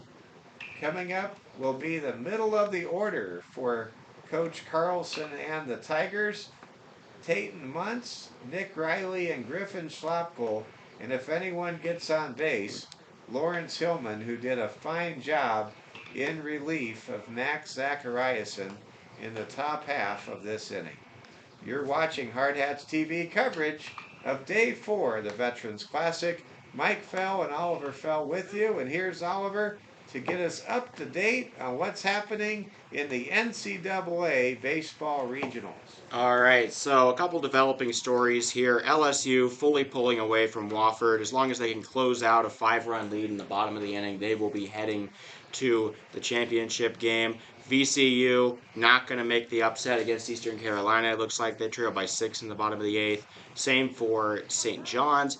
UNC Wilmington, Georgia Tech delayed. It's delayed 13-1 with Indiana State. I think they're going to win that game. Close one coming down to the wire. Coastal Carolina retakes the lead at 6-5 in the bottom of the 8th. Southern Miss still beating up on Indiana. Indiana does score 1 run though. High scoring start for Nebraska, Florida at 6-4 Florida. And then the biggest one here, no hitter through 4 thrown in the SEMO versus Arkansas game. They're on top thanks to a Tice Loss home run. And now 2 men on, nobody out in the bottom of the 4th. SEMO trying to make the upset. Thank you, Oliver. We have one final. Did you mention that one? Oh, no.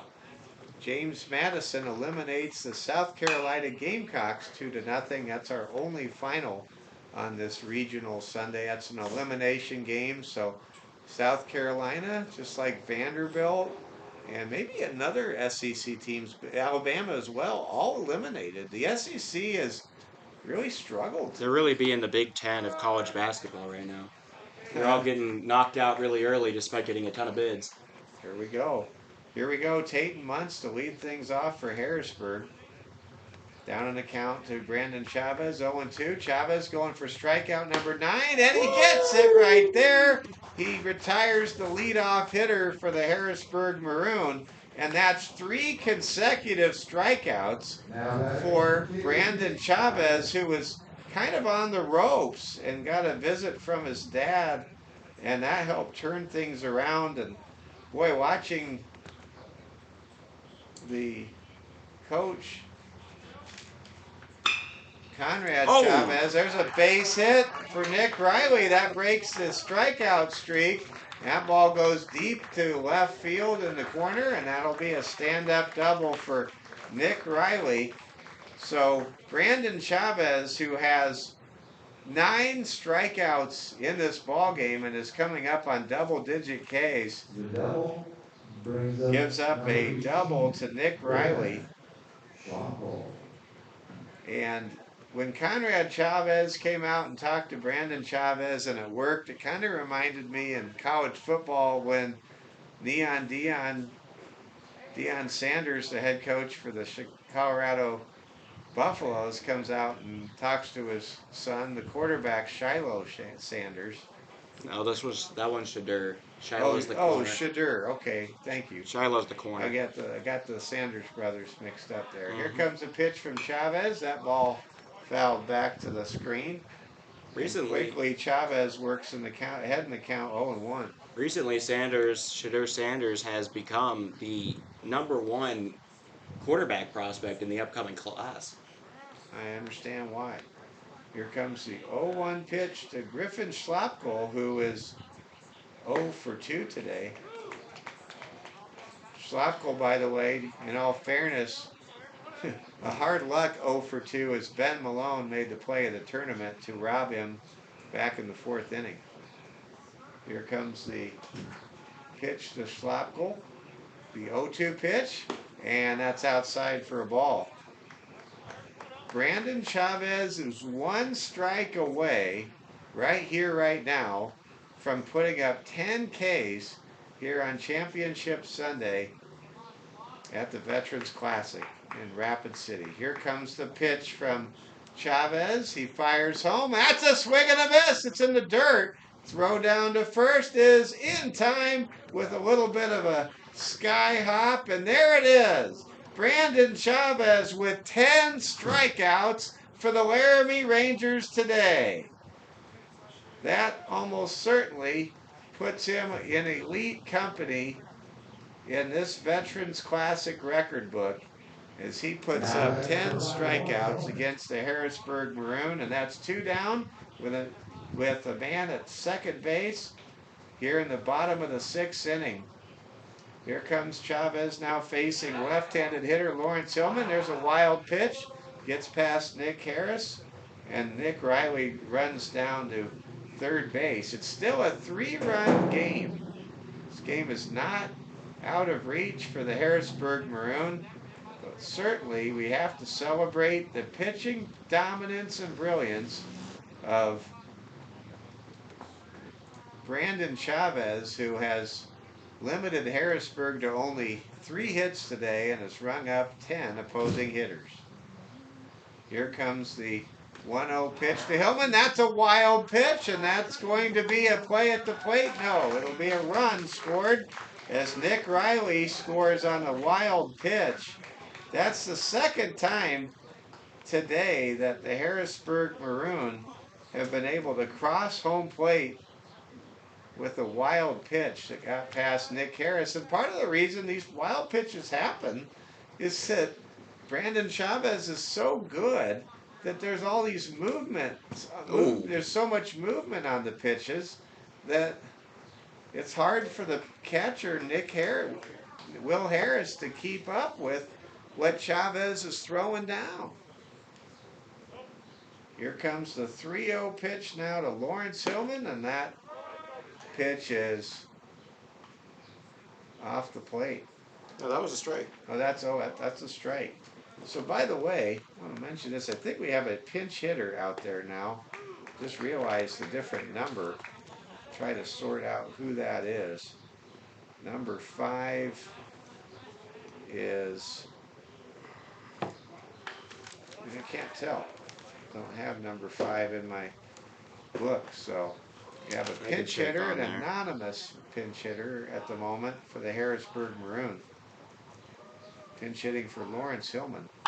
And there's a anonymous base hit by the anonymous hitter in the center field. An impressive hit, especially against Brandon Chavez, who has 10 strikeouts today.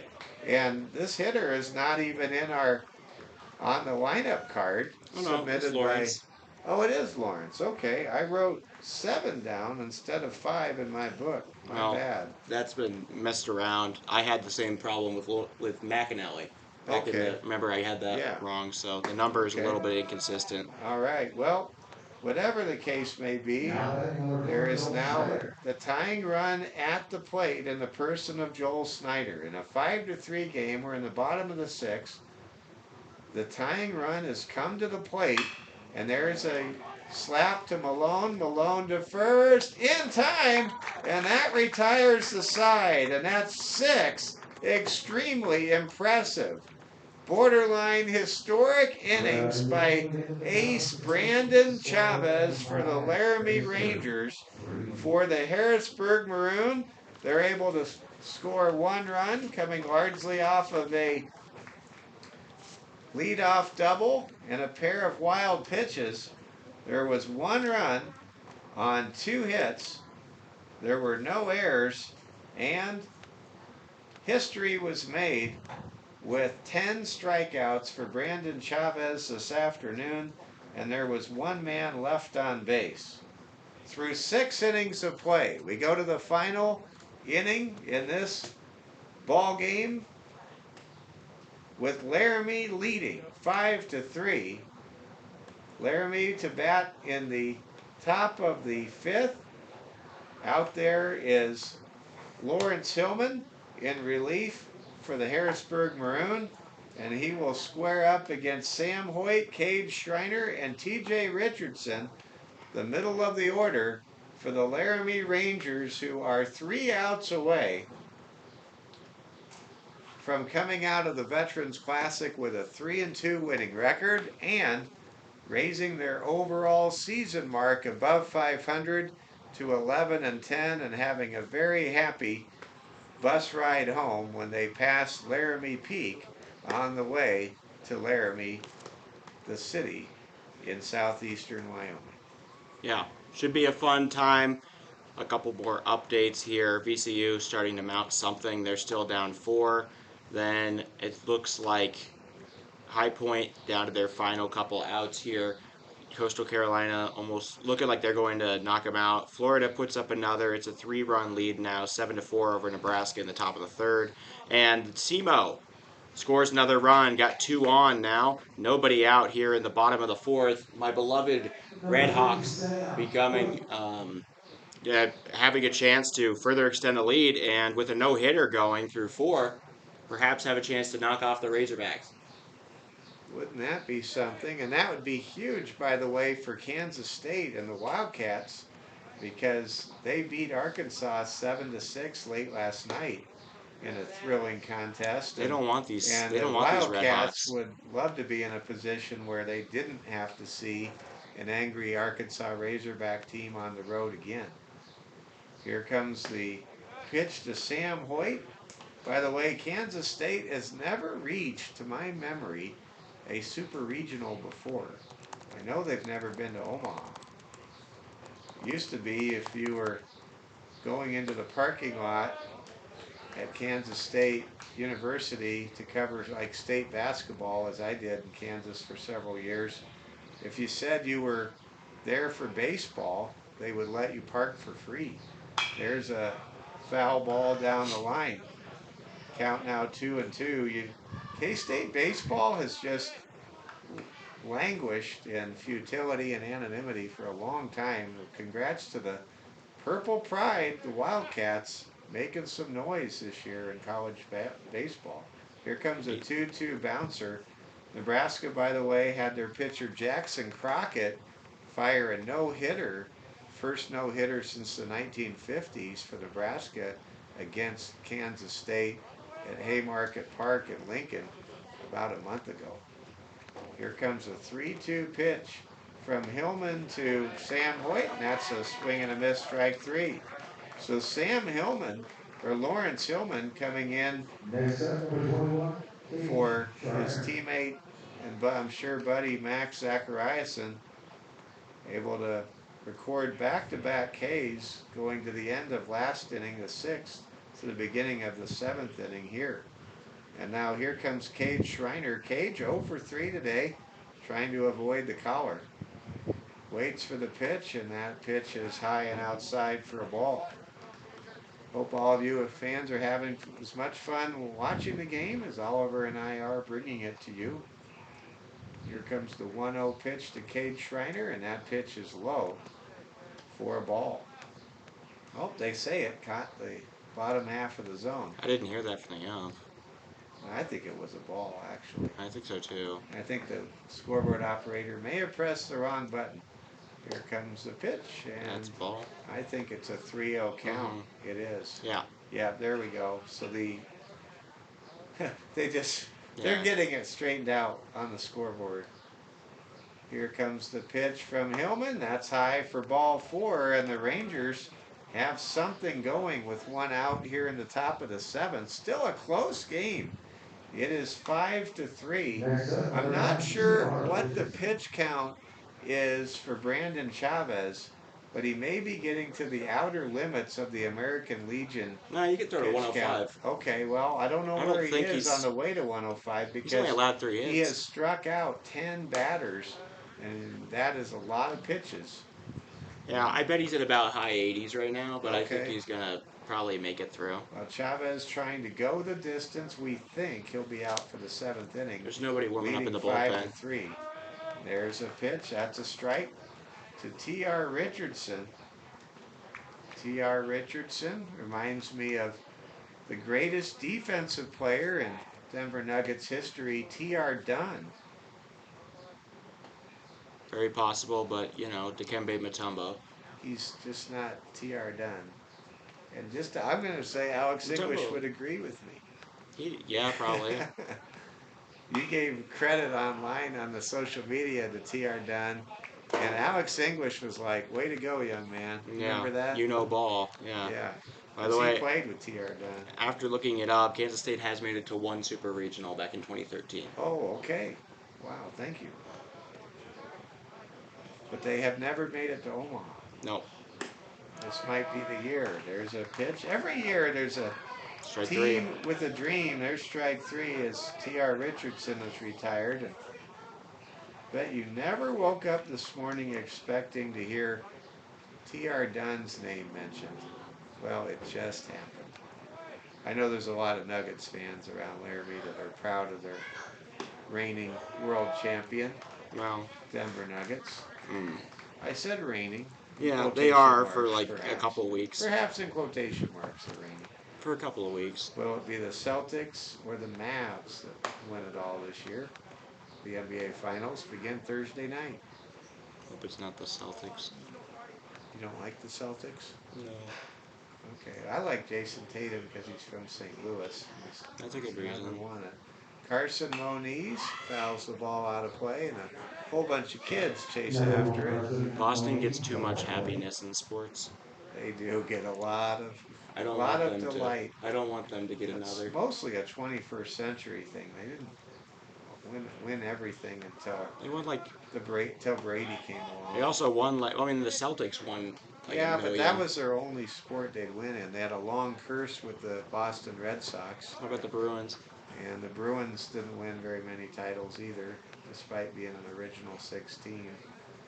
No, and then the Patriots never won anything. Yeah. It all really changed when Brady showed up and Belichick showed up Oh, in New England. There's a to the base deck. hit up the middle. That might score a run. Here comes a man chugging around third. Throw home is not in time. And it's a 6-3 lead for Laramie as Carson Moniz comes through with an RBI single.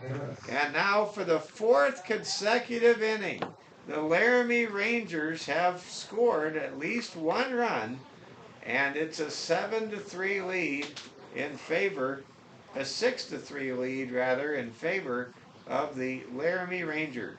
This was the score by which they lost to the Miles City Outlaws yesterday. That was a big 2-out hit right there. That third insurance run could be huge before the day is done.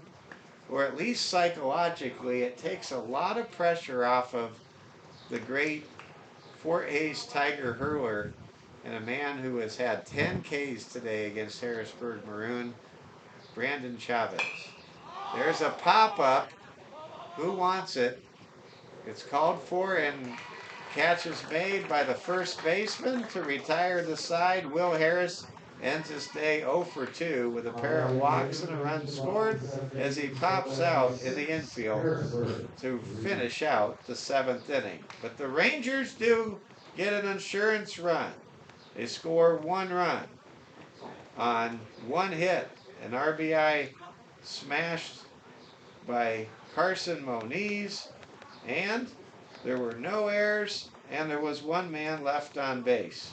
In a very entertaining 6.5 inning of baseball game to this point, it has been the Laramie Rangers staking themselves to a 6-3 lead, and we have a new pitcher in place of Brandon Chavez, it appears, for the save, coming out in a save situation for the save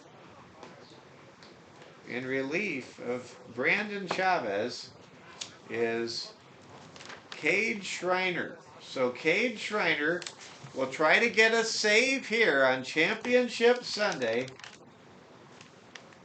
And Brandon Chavez's mastery, his masterpiece, is now for the Veterans Classic history books as he strikes out 10 today.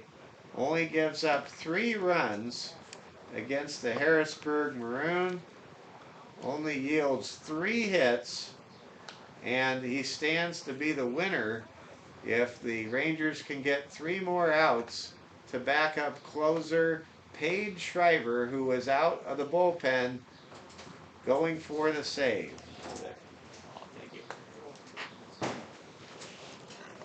And here we go. We got some baseball. I got my foul balls. Oh, okay. One to keep, one to give. Oh, there you go. That's nice. I got one last year from this tournament. Oh, that's great. The little mementos. Nice mementos. So Nice to be. Grayson Gruber will lead things off in a moment. The number 9 hitter for Coach Lincoln Carlson and the Laramie Rangers. And what a phenomenal performance by Brandon Chavez. I'm trying to count the number of walks given up by Mr. Brandon Chavez just to finish out the official stat line. And here it is.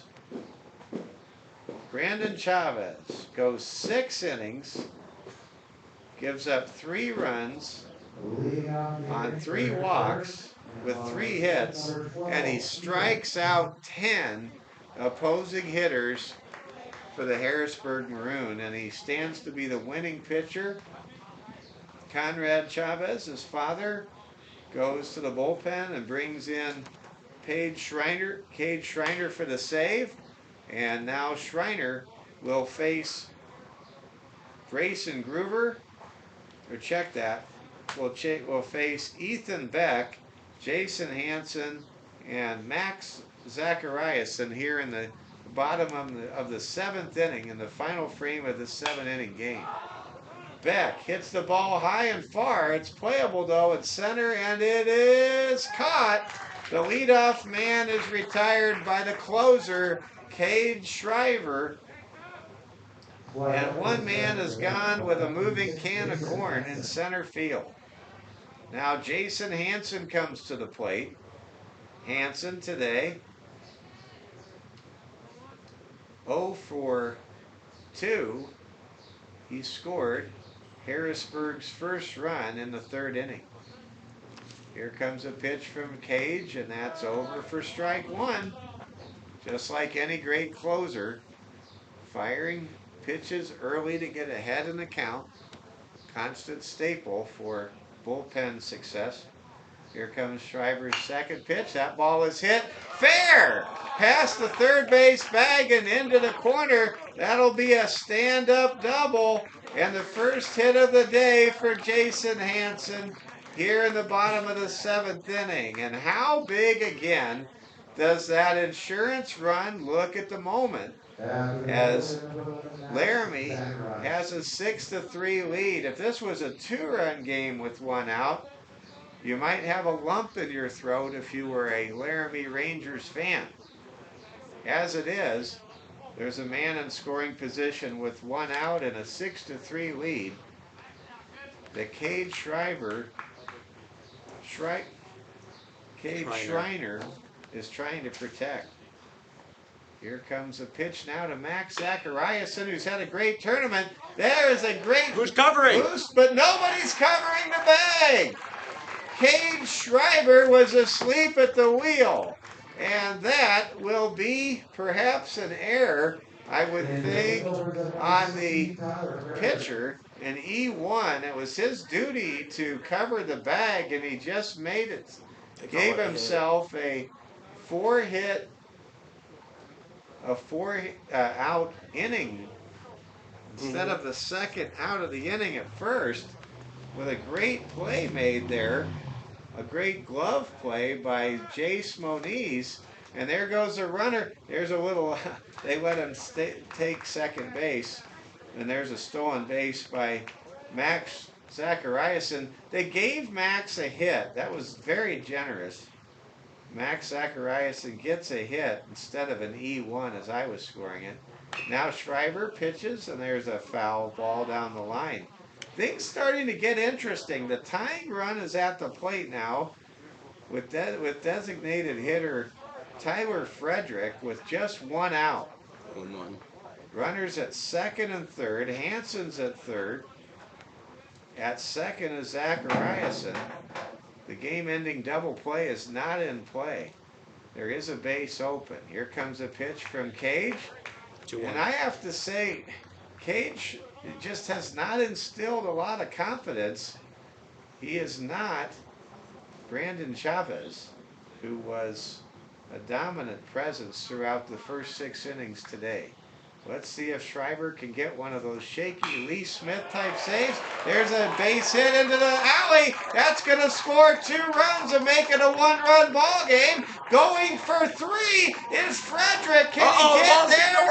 And he does make it in with a 2-run triple. And Cade Schreiber right now absolutely struggling in the closer's role for the Laramie Rangers. Wow, Hansen scores, Zachariasen scores, and now Conrad Chavez contemplates his next chess move as he walks out of the dugout to talk to Cade Schreiber, and the tying run with just 1 out in the person of Tyler Frederick is at third base. The Harrisburg Maroon is trying to mount a dramatic come from behind victory. The tying run is at third. Tayton Muntz, who is 0 for 3 today, is up next, due up next, and Nick Riley is on deck, and it looks like Conrad Chavez is going to stick with Cade Schreiber. He's been as wobbly as an old card table so far here in the 7th inning.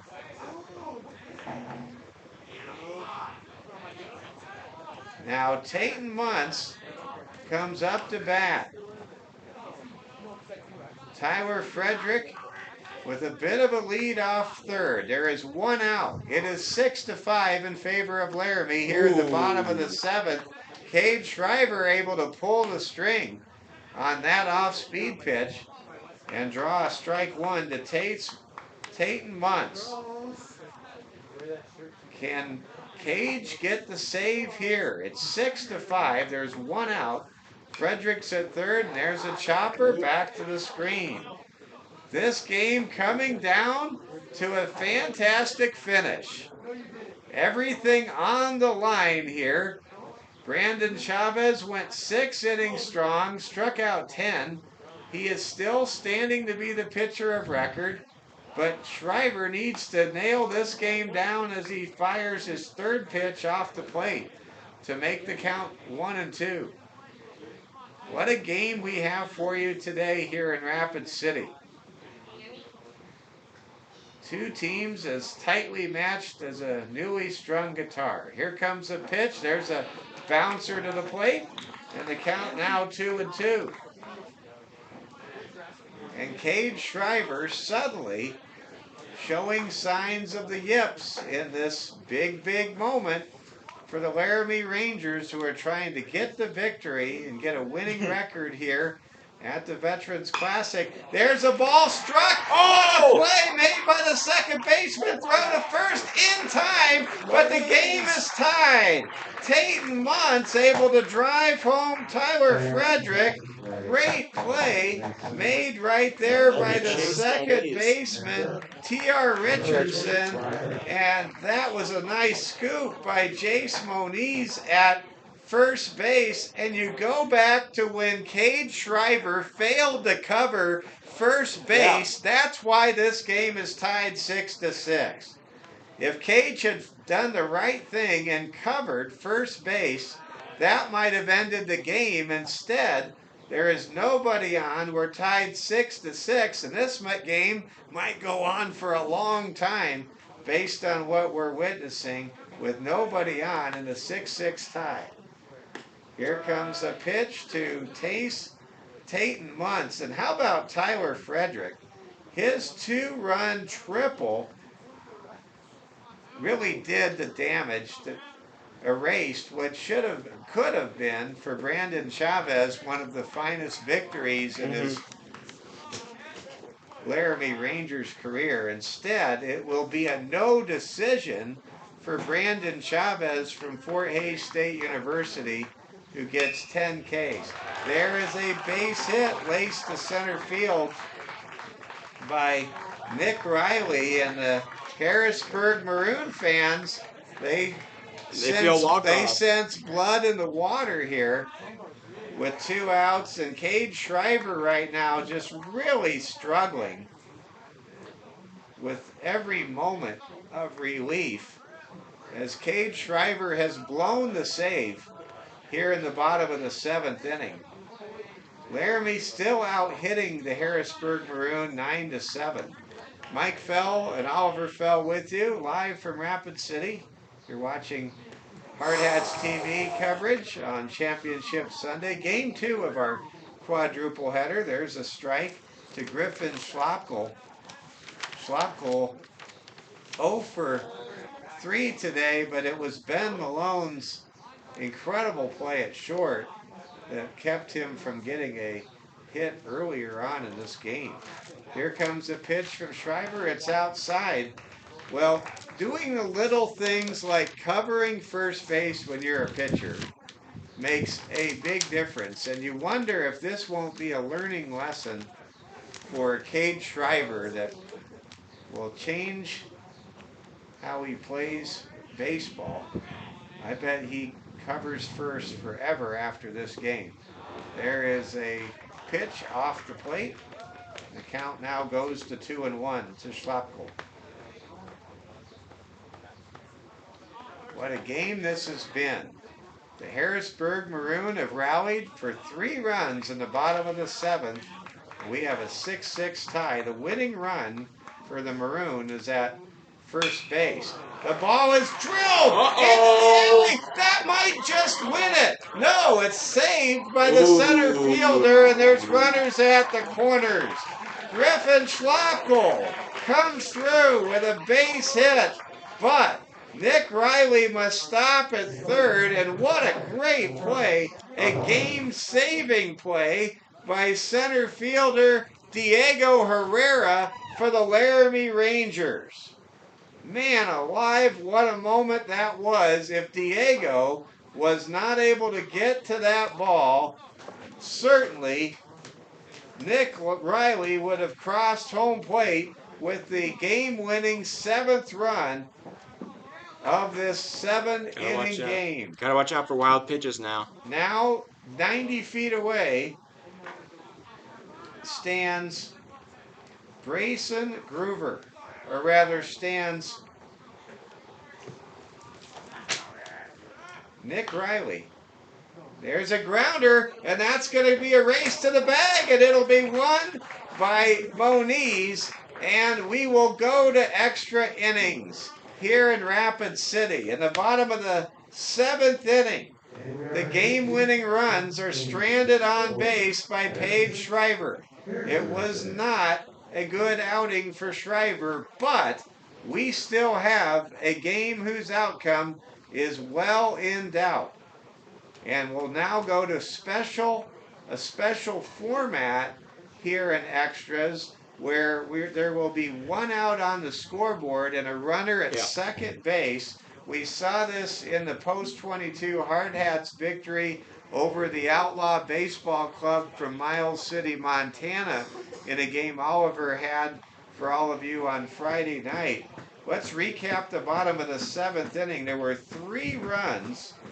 There were a total of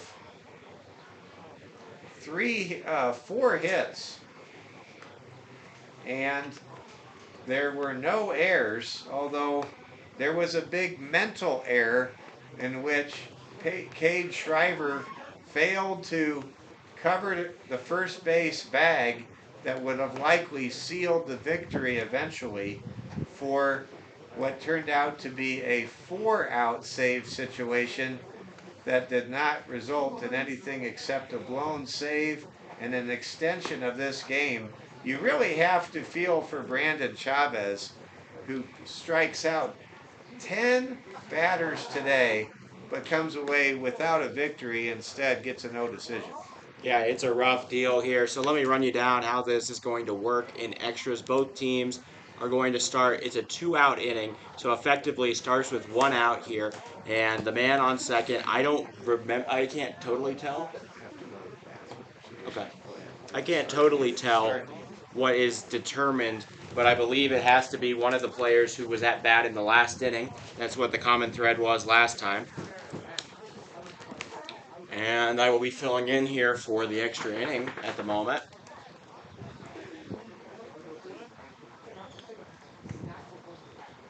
And leading off in the top of the 8th here for the Rangers. With the 1 out down, man at second. Can't figure out who that man at second is. I think it's Malone. It's not. It is Will Harris, the last man up. Will Harris going to start at second base for these extra innings.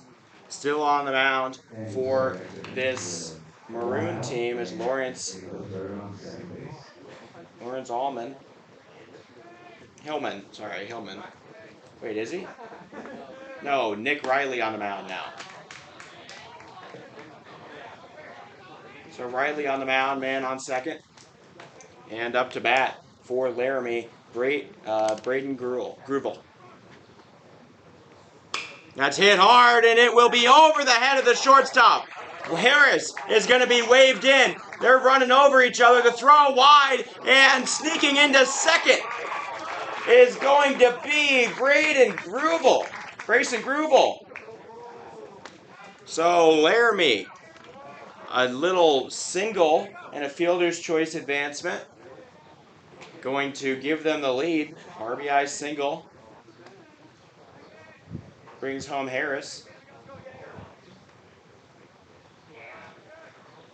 And on the fielder's choice, he'll take second. So an RBI will bring up Diego Herrera.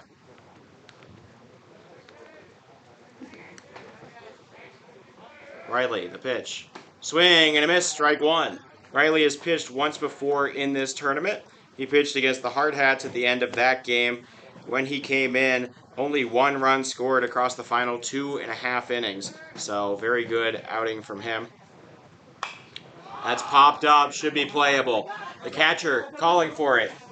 The first baseman, went to the dugout, and he will make an unbelievable play. What did I see? Wow! That better have been in frame, but I know it wasn't. Dang it. I wish you guys could have seen that. The first baseman, Tyler Frederick, reached over into the Laramie Rangers dugout, stretched, and grabbed it as he went over the fence into the dugout. He was able to hold on to the ball while falling in there and make the grab. Unbelievable effort there from Frederick to make the second out of the inning. Wow. Just when I thought we'd already seen the best play of the tournament, that could be it.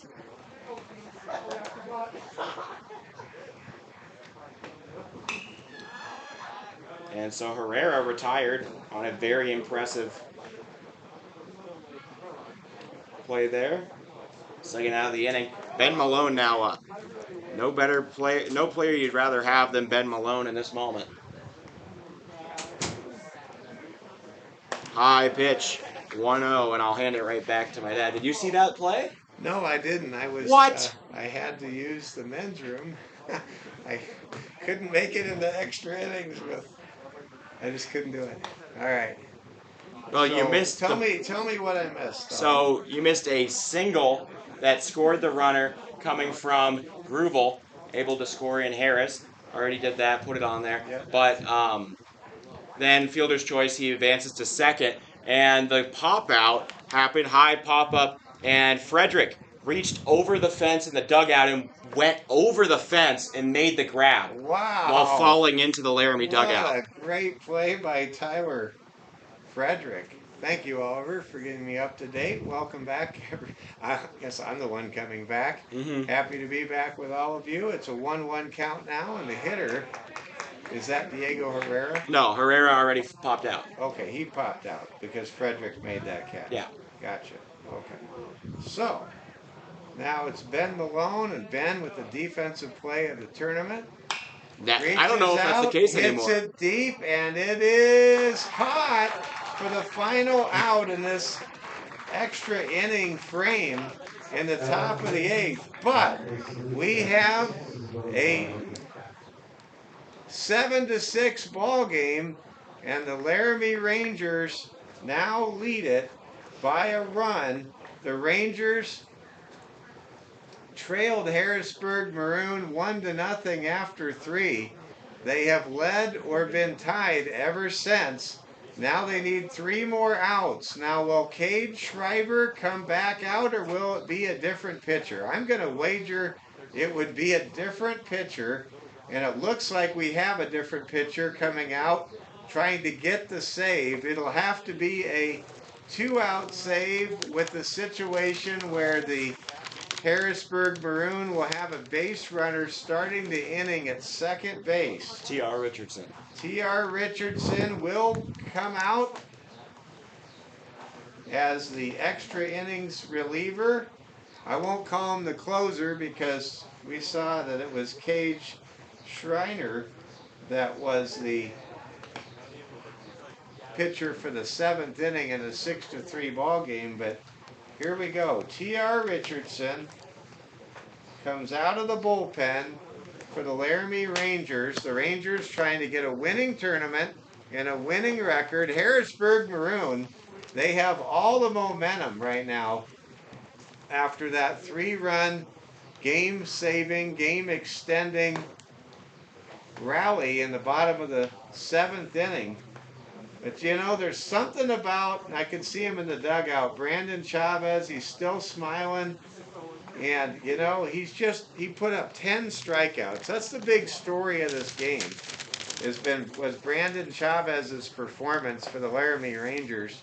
And will we see back-to-back victories by Wyoming teams here on Championship Sunday to start our quadruple header? As earlier today, it was the Cheyenne Post-6 Sixers winning 9-1 in 5 innings and claiming their 5th Veterans Classic in the 5-year history of the Veterans Classic here in Rapid City.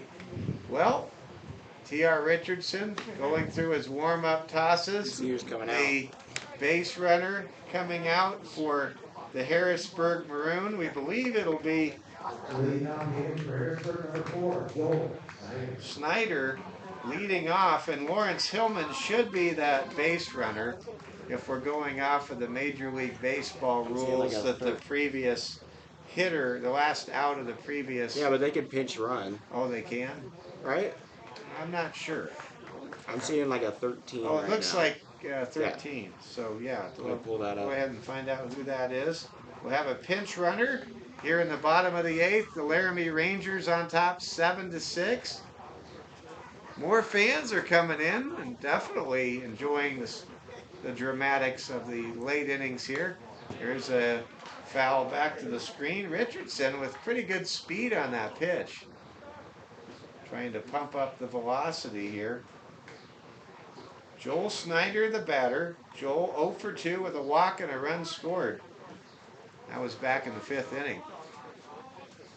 Here comes the pitch from Richardson to Snyder.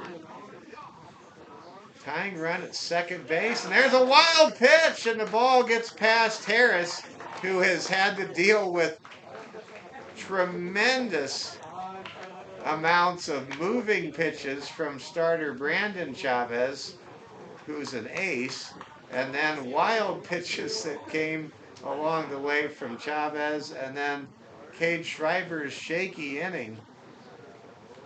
Nick Harris has definitely done yeoman's work out there behind the plate today. There's a pitch and a foul ball. The count is now 1-2 to Lawrence Hillman for Joel Snyder out.